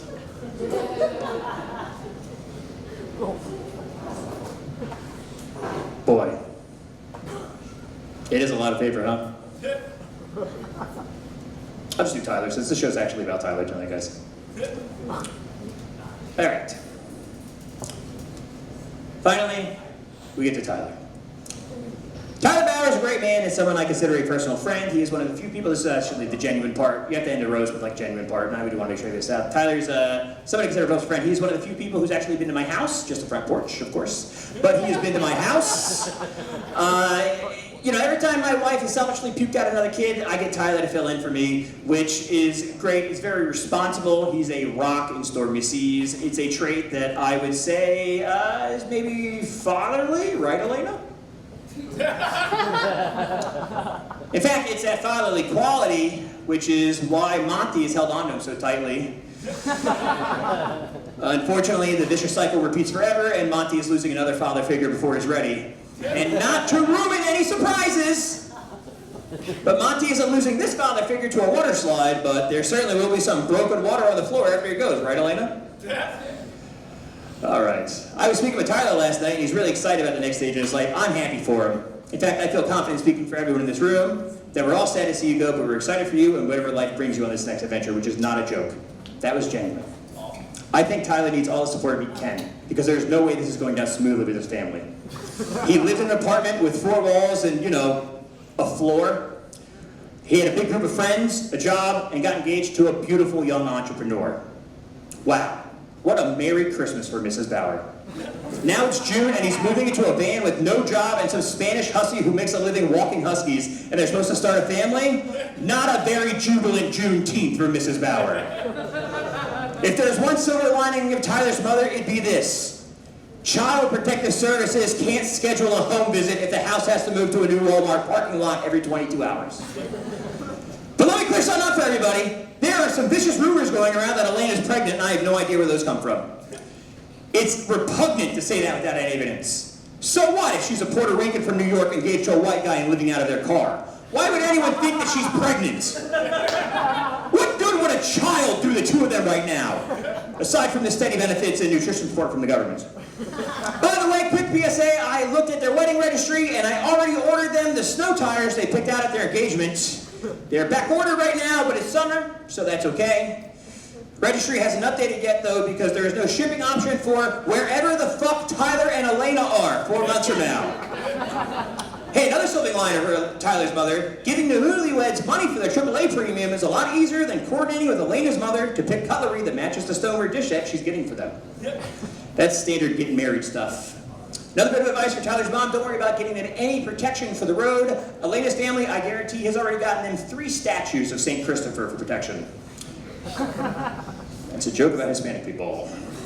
I brought up Monty's father earlier, but did you guys know that Tyler also lost his own father? Don't think too much about it, but Tyler's dad was killed by a large vehicle on the highway. And now that Tyler is about to become a husband and enter the next stage of his life, he's decided to spend 80% of his time behind the wheel of a large vehicle he could afford, crisscrossing the nation's highways. Nothing to that at all. And I'm sure it'll never come up in the middle of the night while at a limousine truck stop while Lena lets him be the little spoon. I will end with this. Tyler, buddy, we are going to miss you. You leaving, this is actually the real part, this honors. We're going to miss you. It's genuinely sad for the comedy community and for all of us personally. You are a rare combination of funny, earnest, and uncomplicated. It makes you easy to work with and makes it a joy to be your friend. Of course, I never got to make it out to many of these shows I wanted to, but when I actually did make it out, this is the one I went to. You and Monty have built something really special here, and I'm not just saying that. I've been stuck in Richmond for so fucking long. I actually know what is unique in this city. I've always supported you guys, and if you ever need anything down the road, even after you're gone, know that I'll do whatever I can to help them too. That said, I did speak to some of the other performers before the show, and we pulled together some cash. And all we ask is, here, let me just give it to you. It's the one good thing I'm going to do to this whole set. We pulled together some cash, and all that we ask is, please, Lena, please take Monty with you. That's from all of us, except for JRonn. He says 2 mans living on top of each other in a band like that is not right. And he doesn't like that shit. He don't play with that. All right, thanks.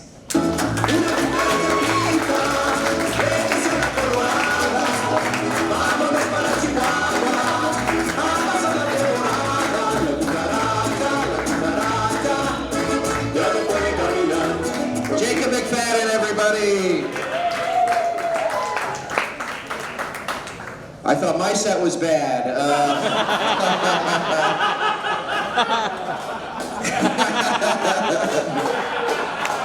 That was funny. When Laz was up here, he was calling it Bomb City. I was like, what? No one's bombing, but he's Nostradamus, apparently.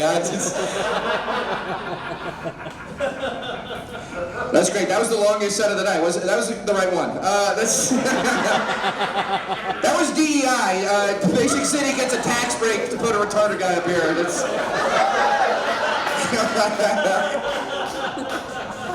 All right, well, we have come. This is a special segment of the show that was only vaguely described to me, but it is a 5-minute open forum. Anyone in the audience who wants to come up here, insult Basic City, the comedians up here, Monty and Tyler, you have 5 minutes to do so. And as you see, it can't get much worse than what you just saw, so. Anyone?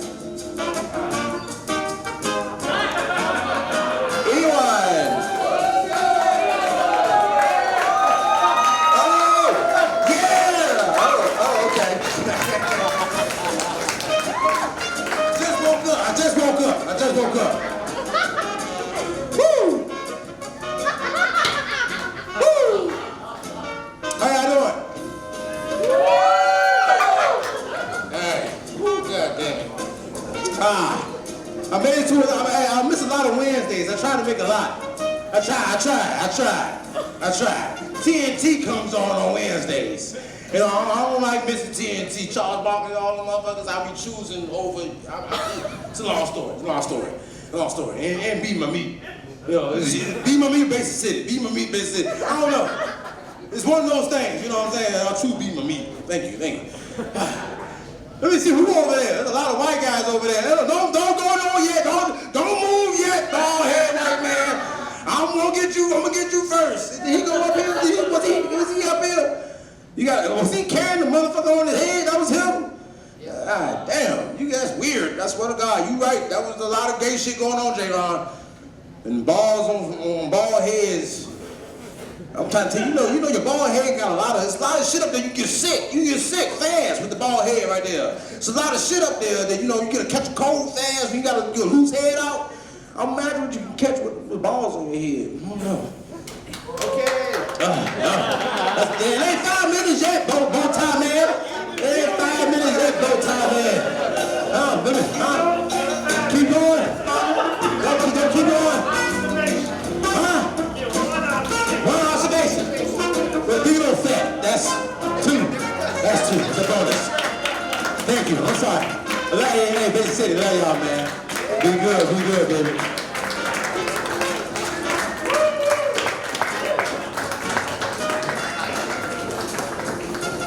All right, anybody else? Oh, here we go.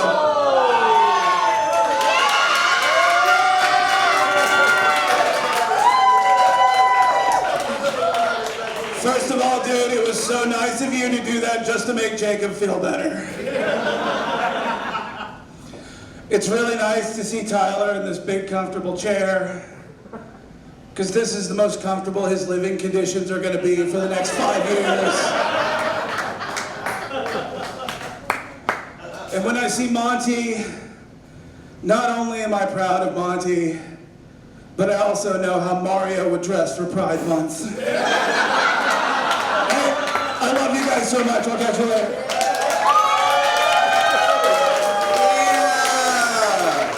Carlson. Anybody else? I saw you ready. Do you want to come up here?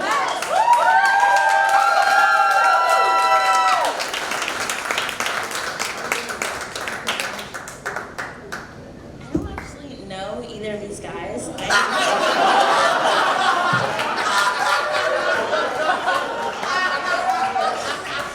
met them a couple of times. Actually, I'm friends with Emilie, and I remember she told me that you have a black dad, right?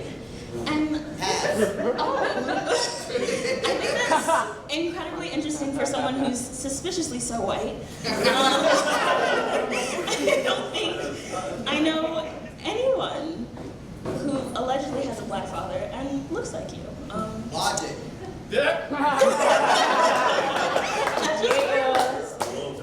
And then my only other comment was, the first time I met Bryan, he had 240s taped to his hand. So for the longest time, I was actually very afraid of comedy as someone who's sober. But yeah, that was it.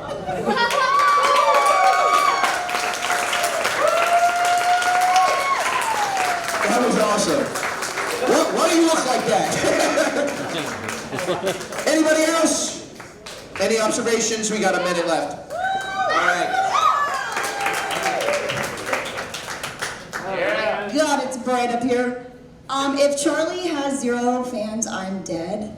And I really have to say that nothing tickles me pink more than when Charlie called out a girl for pooping in the bathroom and then used a wooden plank and humped it for a solid minute.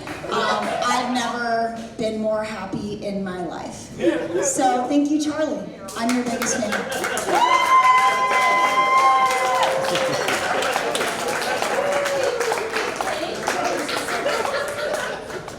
Okay. All right, one more. This is the last one.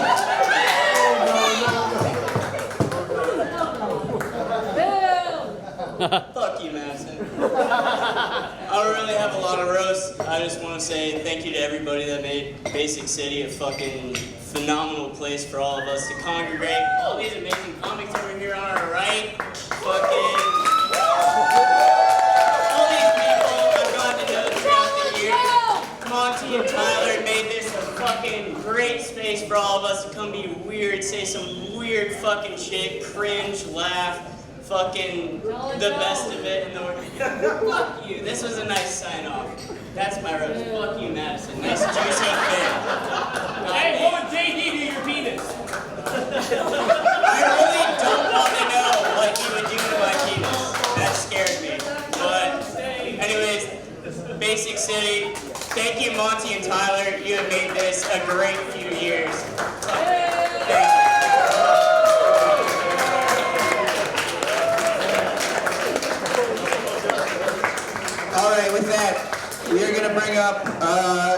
first of the two roast victims tonight. You may know him. He's a background dancer for JLo. Please give it up for Monty Giles.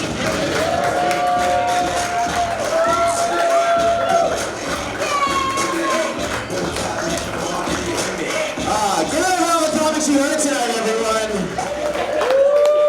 Holy shit, I'll be honest. The reason why I want to do this roast is just to show everyone why we do the show. That many comics bombing for that long. I thought I was at every other mic in the city. That was great. Holy shit. Give it up for Charlie Waring, your host, everyone. Charlie Waring is like an Adam Sandler character that never got made into a movie. You know what I'm saying? Just one that got left on the cutting room floor. Why is he? He's dressed like the headmaster of a Catholic boys' school.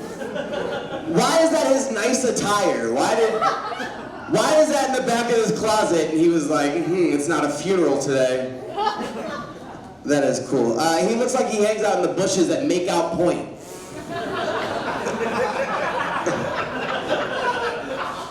Charlie, you were in your early 30s. Like, seriously, how the fuck do you look like that? That is insane.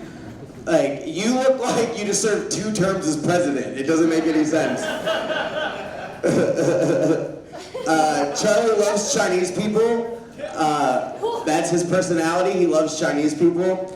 It's because he spent his childhood being an ornament at the front of a takeout desk doing this. You cat-face freak.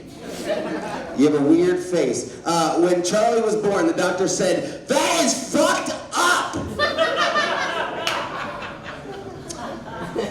Charlie's face looks like he's always wearing an itchy sweater. Charlie's face looks like, he's just so red. It's so fucking red. And Charlie makes fun of me for like going to the gym and like dressing my clothes, you know what I'm saying? And like just normal things a 30-year-old man should do. Meanwhile, his body looks like a shit sundae and his red face is the cherry on top. Charlie's acne is so bad, his pimples look like the projections of nuclear attack strikes.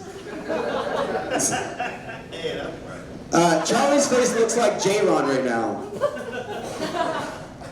Cool. I have a couple more about Charlie. The only thing redder than Charlie's face is his thighs when his chunky thighs rub together. Charlie is a thermometer face fuck, I swear to God. Every time he kisses his girlfriend, she gets a small trace of mercury poisoning. Someone said it earlier, thank God Charlie's so funny because like otherwise he would have nothing. Like it's literally like God made him as like as a fucking parable. It's insane. He is so hideous and ugly, like it is so weird. And like he's so funny, you want to treat him like a normal person.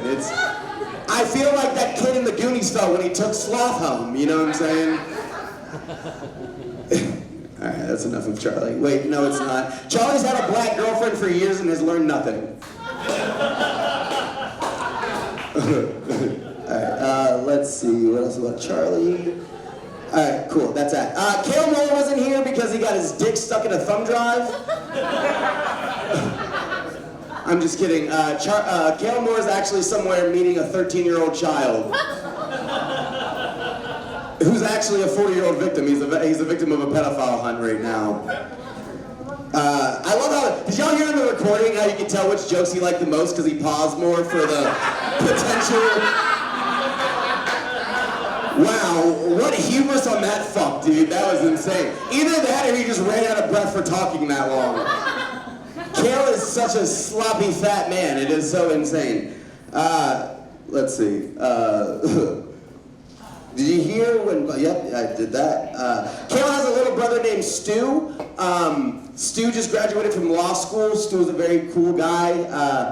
Cale has his own achievements, like getting pussy for the first time. When I first met Cale Moore, it's very funny, because like he's like a dork, you know what I'm saying? He plays like dorky activities and shit, and he was a loser who got no pussy. So I was like, oh, I'm gonna be nice to him. And he's a cool guy, he's a very cool guy. But then he got pussy, And now he thinks that people still have to care about the board games and shit. You know what I'm saying? It's like, brother, you're just an average person now. Cale's also, when I first booked him on the roast, he was like, I don't know what to write for the black comics, but, and I said, what? And he said, nothing. Cale likes to play D&D because he gets to be called the Dungeon Massa. And honestly, Cale Moore has been in a very long relationship. That's really cool. Thank God, honestly, that he found a non-binary partner because he's still scared of talking to women.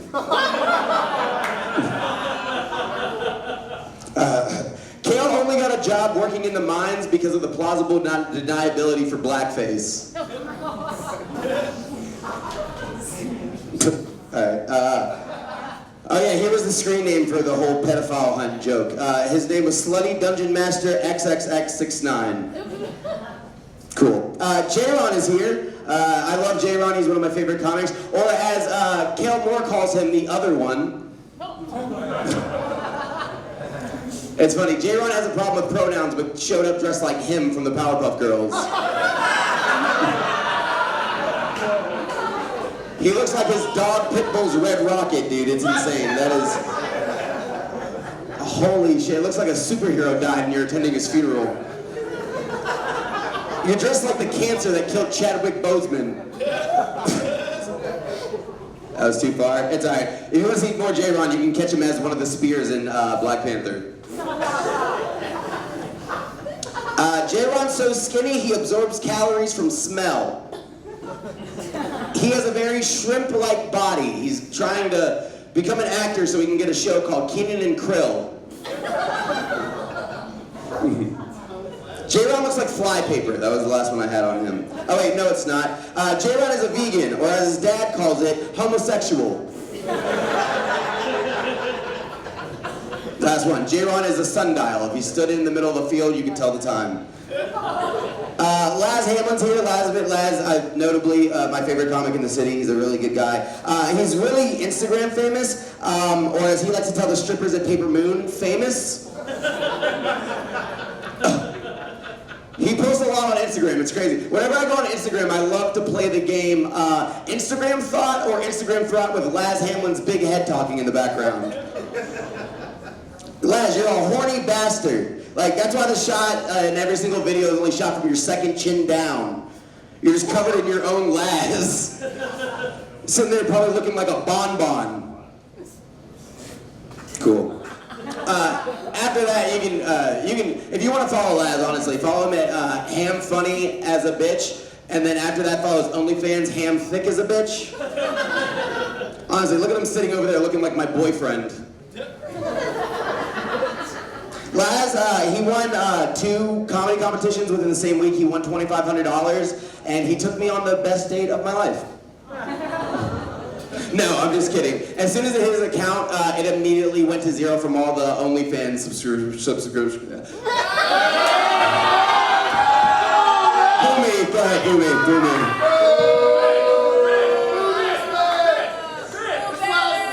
Alright, yeah, good job.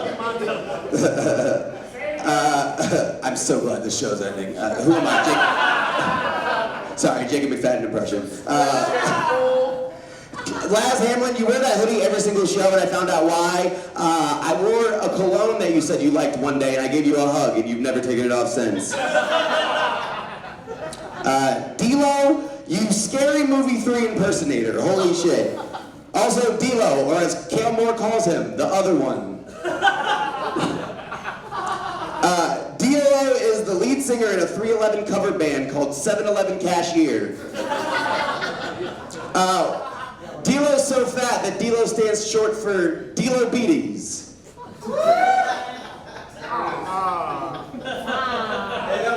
Yeah, I know. I know it is. I very much know it is. Give it up for the owner of Basic City, everyone, who's been letting us do it for so long. We'll never forget you. thank you so much. 4 years, people like, oh, this is going on. Yeah, it's fucking going on right here for 4 years. We'll miss you so, so much. We love you and thank you, no doubt. Oh yeah, one more time for Cale, everyone. See, if you see that? Now it makes sense why this has been going on for so long. The dude who owns it designs fucking escape rooms for a living. Where was I? DLo, you're fat. DLo's middle name is Plan. His name is DLo Plan B. DLo, I've never seen, you're the first time I've ever seen a neo-soul comedian. Every time I see you on stage, I just think of Erykah Badum. That was my favorite joke I wrote. DLo looks like if Medusa had her hair made of Dutch masters. I'm gonna move on to the world's biggest comedian. I did some searching because I knew you were gonna be booked on the show. You were on a ledger going to Palestine in the last month, and you were wired $50,000 from the Israeli government. So, world's biggest war crime. Cool. Jack and Will were actually the ones under it. I love the world's biggest comedian bit that they do because it's the only time that Jack's ever carried Will through a set.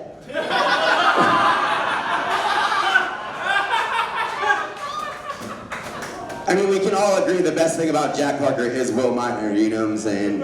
Jack Parker does do comedy. That is a thing that you can say. You can also say that Will would not look creepy on a playground. Jack Parker's comedy, or as I like to call it, cigarette break.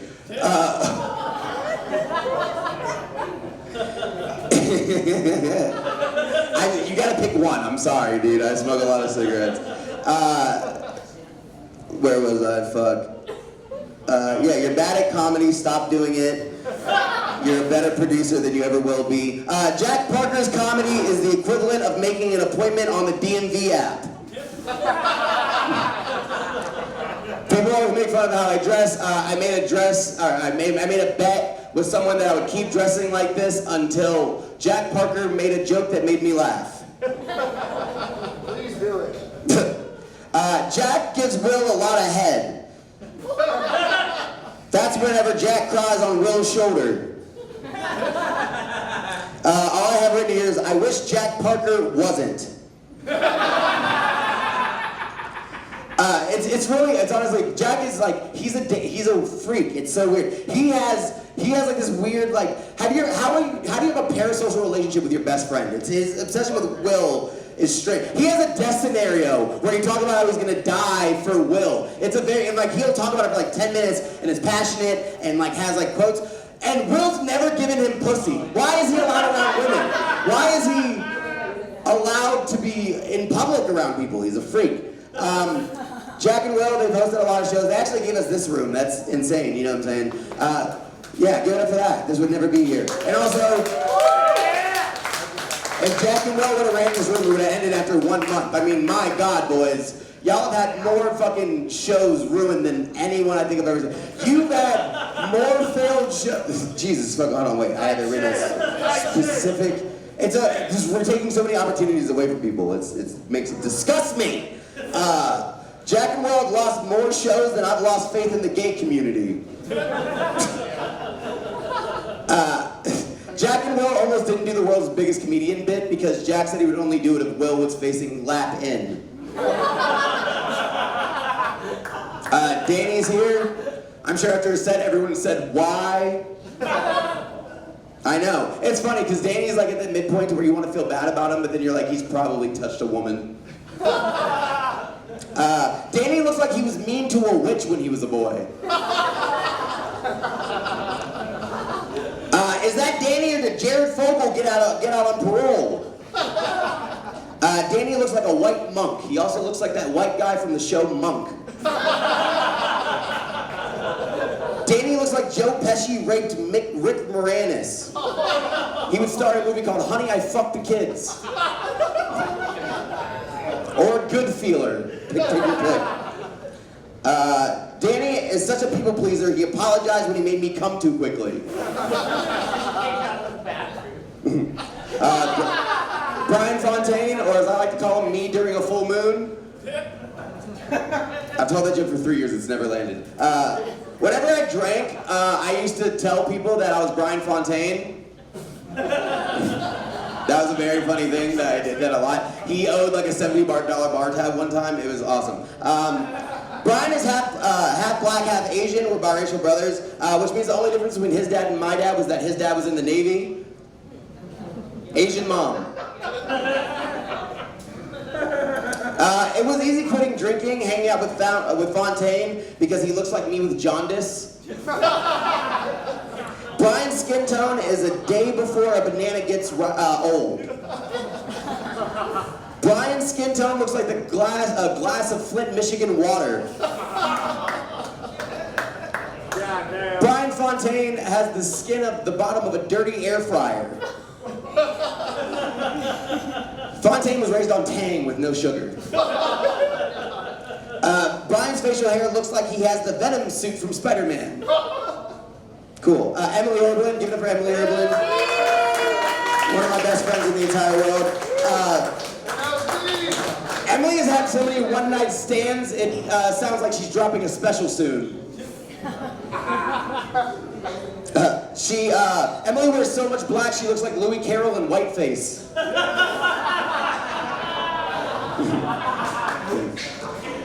Emilie hosts Cowbell Comedy, and it's funny because cowbells are also what she calls her nipple piercings. I mean, damn. She never runs the light, but she really knows how to milk her time. Cool. Emilie looks like Queen Elizabeth fucked Freddie Mercury from Queen and got in a fight with Queen Latifah at a Dairy Queen and started throwing Listerine at Mr. Clean. It's not that hard. Fuck Tony Hinchcliffe. Jacob, Jesus fucking Christ, brother. I've never seen someone who I idolized crumble so quickly than my dad when he was on life support. Oh, rough. Jacob hosts Home Sweet Home, which is because he's only likable in his own room. He bombed harder than a Palestinian hospital. Jacob is very good at doing a bad thing for too long and not caring how everyone hates it, which explains why he has 2 kids. Don't worry, guys. I already texted his wife and told her and the kids to hide in the Daddy Bombed Again closet.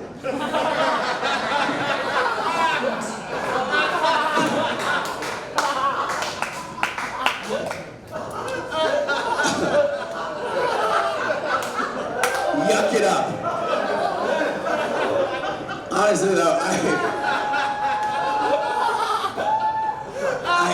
check on them. Honestly, I am very glad that Jacob could be here. He has a busy schedule, being the logo for Notre Dame. Jacob had no issue with the Pornhub ban because he can only come to American History X.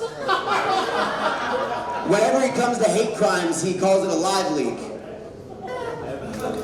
Jacob only cites his sources from Stormfront and WorldStarHipHop.com. Jacob has the onstage personality of Mike Lindell, the My Pillow guy. But he uses the pillows to fake shooting heroin with the plastic syringes from his son's Dr. Toy kit. He's a former heroin addict. Yeah, y'all feel bad now, don't you? No, they think you should have OD'd.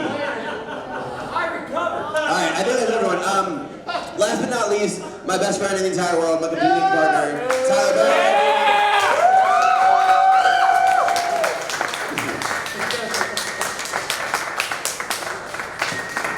I feel so bad about this. This is the hardest one. Tyler looks like if you kissed a toad and he turned into a line cook. I've never met any of Tyler's family. I don't think he's a real person. I just think he's a Hungry Man meal that got stricken by lightning. Tyler looks like he made Frankenstein out of body parts from school shooter victims. Tyler lived in Rico his entire life, but he always looks like he has sand in his pockets. I don't understand. He's landlocked like a motherfucker. He just looks chafy. I don't get it. I remember I'd had conversations with Tyler, like, hey buddy, you put on deodorant today, and he said, what? Tyler only wears basketball shorts because he thinks it's garlic to black people. People say that the show is a Kill Tony ripoff, but Tyler doesn't think Puerto Rican people are garbage. He wants to live with a Puerto Rican in a floating van of garbage. And also the only difference is between, unlike Tony Hinchcliffe, I'm actually gay for Tyler. Tyler dresses like a cigarette mom at a bingo hall. You literally look like the mom from 8 Mile, but 8 Miles is how far that fucking death trap is gonna make it. Yeah, I think that's really it. I just want to say I love you guys so much. Thank you for supporting us for 4 years. Please donate to Tyler and Elena. I love them. I love you guys. Thank you for staying. Give it for Charlie.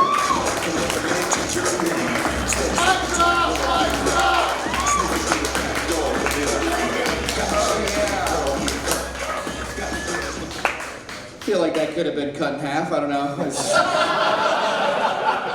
Only every other joke worked. He didn't have to do 20 fucking minutes. I don't know. Okay.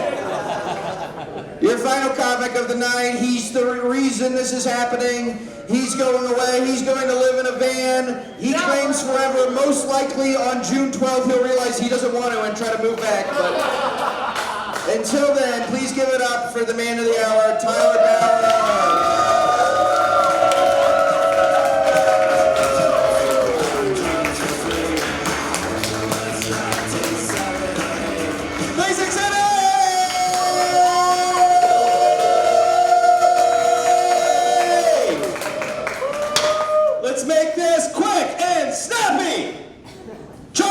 Charlie Waring. Charlie's dressed like he should be giving football commentary with Stephen A. Smith.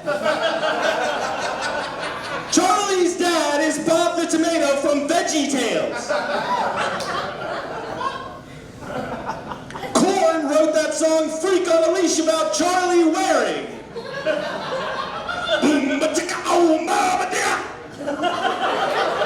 That's just going on repeat in Charlie's head at all times. Those are the voices in his head.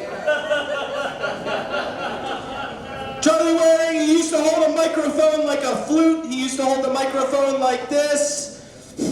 This is because he was reliving his glory days of being in the all-state high school band where he was the premier flute sniffer.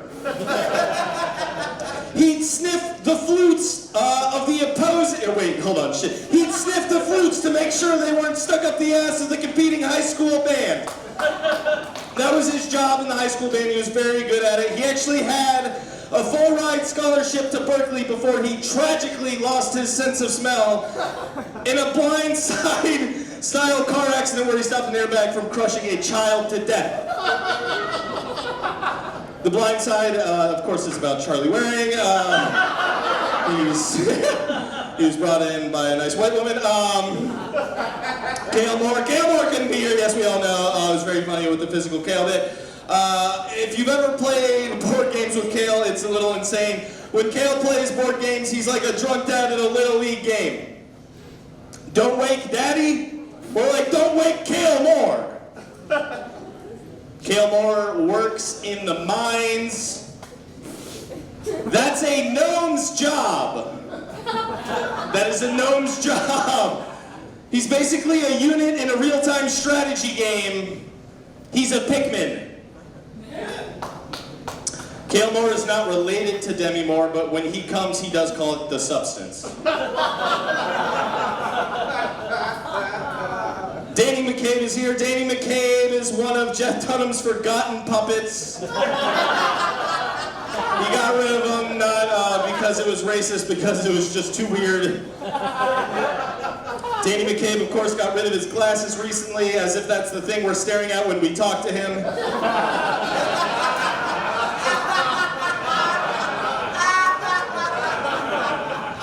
Danny McCabe famously dated a Latina in high school before viciously breaking up with her. He was then physically threatened by the girl's mother, forcing him to go into witness protection. I told you that in confidence. He did. And I'm so sorry. He should have listened to his friends when they told him he couldn't, he quote unquote couldn't handle all that. Danny's hairline is still in hiding to this day. DLo B. DLo, I apologize for all the sweat I've transferred to you when dapping you up at open mics over the years. At this point, we're basically the same DNA. I'm sorry, I'm diseased, I sweat a lot. I also apologize to all the stools at open mics that had to be sat on by DLo B. DLo used to sell drugs, but CVS had to fire him since he kept stealing and eating all the Halloween candy. Emilie Erbland. Emily is why they refer to cocaine as white girl. A lot of people assume that Emily is goth, but I think she's just kind of strange. Emilie Erbland's taste in men reminds me of someone who prefers to eat at Burger King. Jack Parker, of course. Jack Parker insists on cooking every cookout I've ever been to with him, including my own when I made food. I spent hours making my own food. He showed up with a grill and weird sausage. At all these cookouts, he wears an apron that doesn't say kiss the cook, but it says, please, please, please don't break up with the cook. I swear I can change. I'll do anything. I swear to God. I was so close to not dying alone. You can't do this to me. You need me. You'll never do better than me. Fuck you, you dumb slut. I know where you live. You'll never be able to relax as long as I live. Anyone you date after me will be getting threatening packages and letters.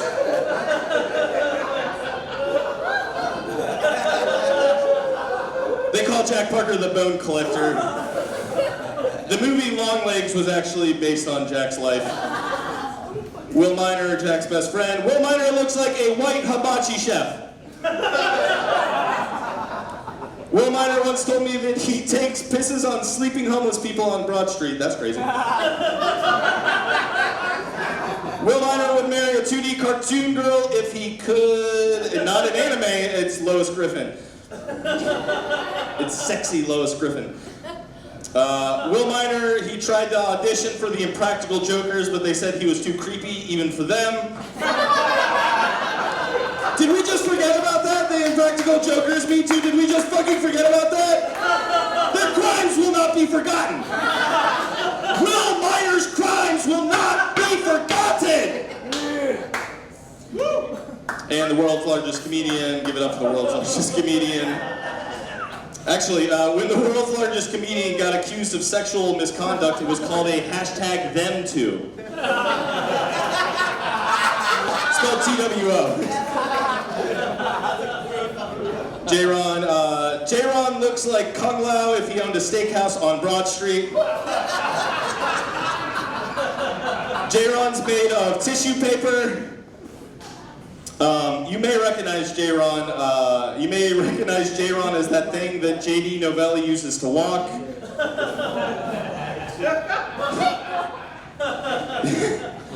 JRonn's name is just two white guys combined, Jay and Ron. Two white guys did a fusion dance and created JRonn. It's kind of like two wrongs don't make a right. Two Rons don't make a white. Bryan Fountain, good friend of mine, love that guy. If Bryan Fountain wrote down his jokes, it would be just as long as the Odyssey. Being friends with Bryan Fountain is like being friends with a bearded toddler with a surprisingly good taste in music. One time, Will Miner urinated on Bryan Fountain after mistaking him for a homeless man on Broad Street. Laz Hamlin's here. Laz Hamlin has tow truck driver energy. Laz Hamlin can't eat his last name because he's Muslim. And that is true. He reads the Quran. Laz Hamlin's dad is Green Bean from VeggieTales. Google it. Jacob McFadden. Jacob McFadden looked like he was fucking filing taxes up here. That was insane. Jacob is a church-going family man, but he used to be addicted to heroin. Yep. Right, yes. It's the only thing he would dare take in vain. Jacob has a sleek new haircut. All his barber had to do was drag around metal shavings around his scalp with a magnetic pen. Jacob's got a new job as Kanye West's consultant for Nazi memorabilia. That song Cousins is actually about Jacob McFadden. Jacob McFadden is Kanye's cousin. Jacob McFadden has Nazi outfits hung up like Reebok's jerseys. Jacob likes to wear coordinated outfits with his kids. They're also Nazi uniforms. Alright, and my best friend and co-host, Monty Giles. Give it up for my best friend and co-host, Monty Giles.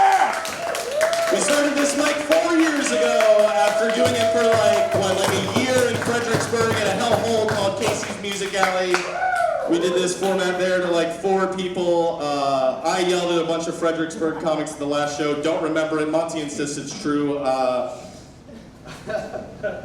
He told everyone they didn't actually care about comedy. And they didn't! They live in Fredericksburg. They have 1 mic a month. And then we moved it here. Thank you, Jack and Will, for giving us the room. Back to Monty Giles. Monty Giles, the happest, blackest man I know.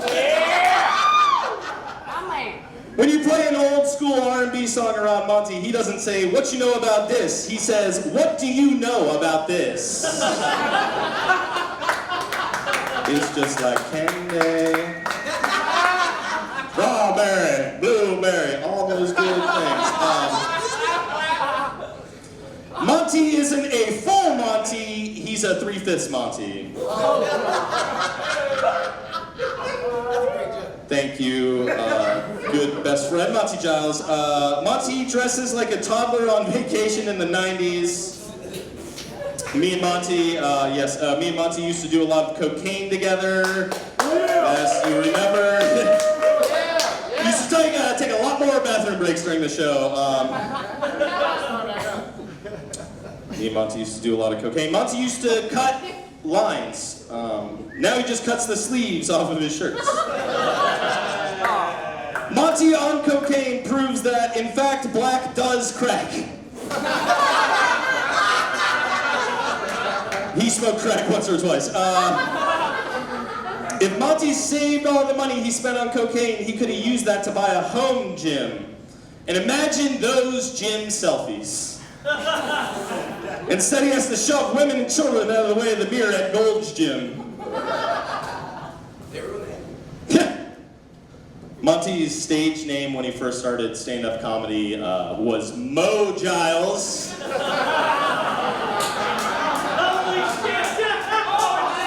That's true. I just wanted to end with that piece of information. Can you think of anything more conceited? Mo Giles. Or like Mo Lester. That's silly. Anyway, guys, thank you so much for 4 years of this bullshit. Thank you, everybody. Let's come out to the show. Yes. Thank you so much for all the donations. It's so nice that we got to end on a shitty little open mic on our own terms and not because the brewery went out of business. Say this usually, but hey, let's go smoke weed in the parking lot!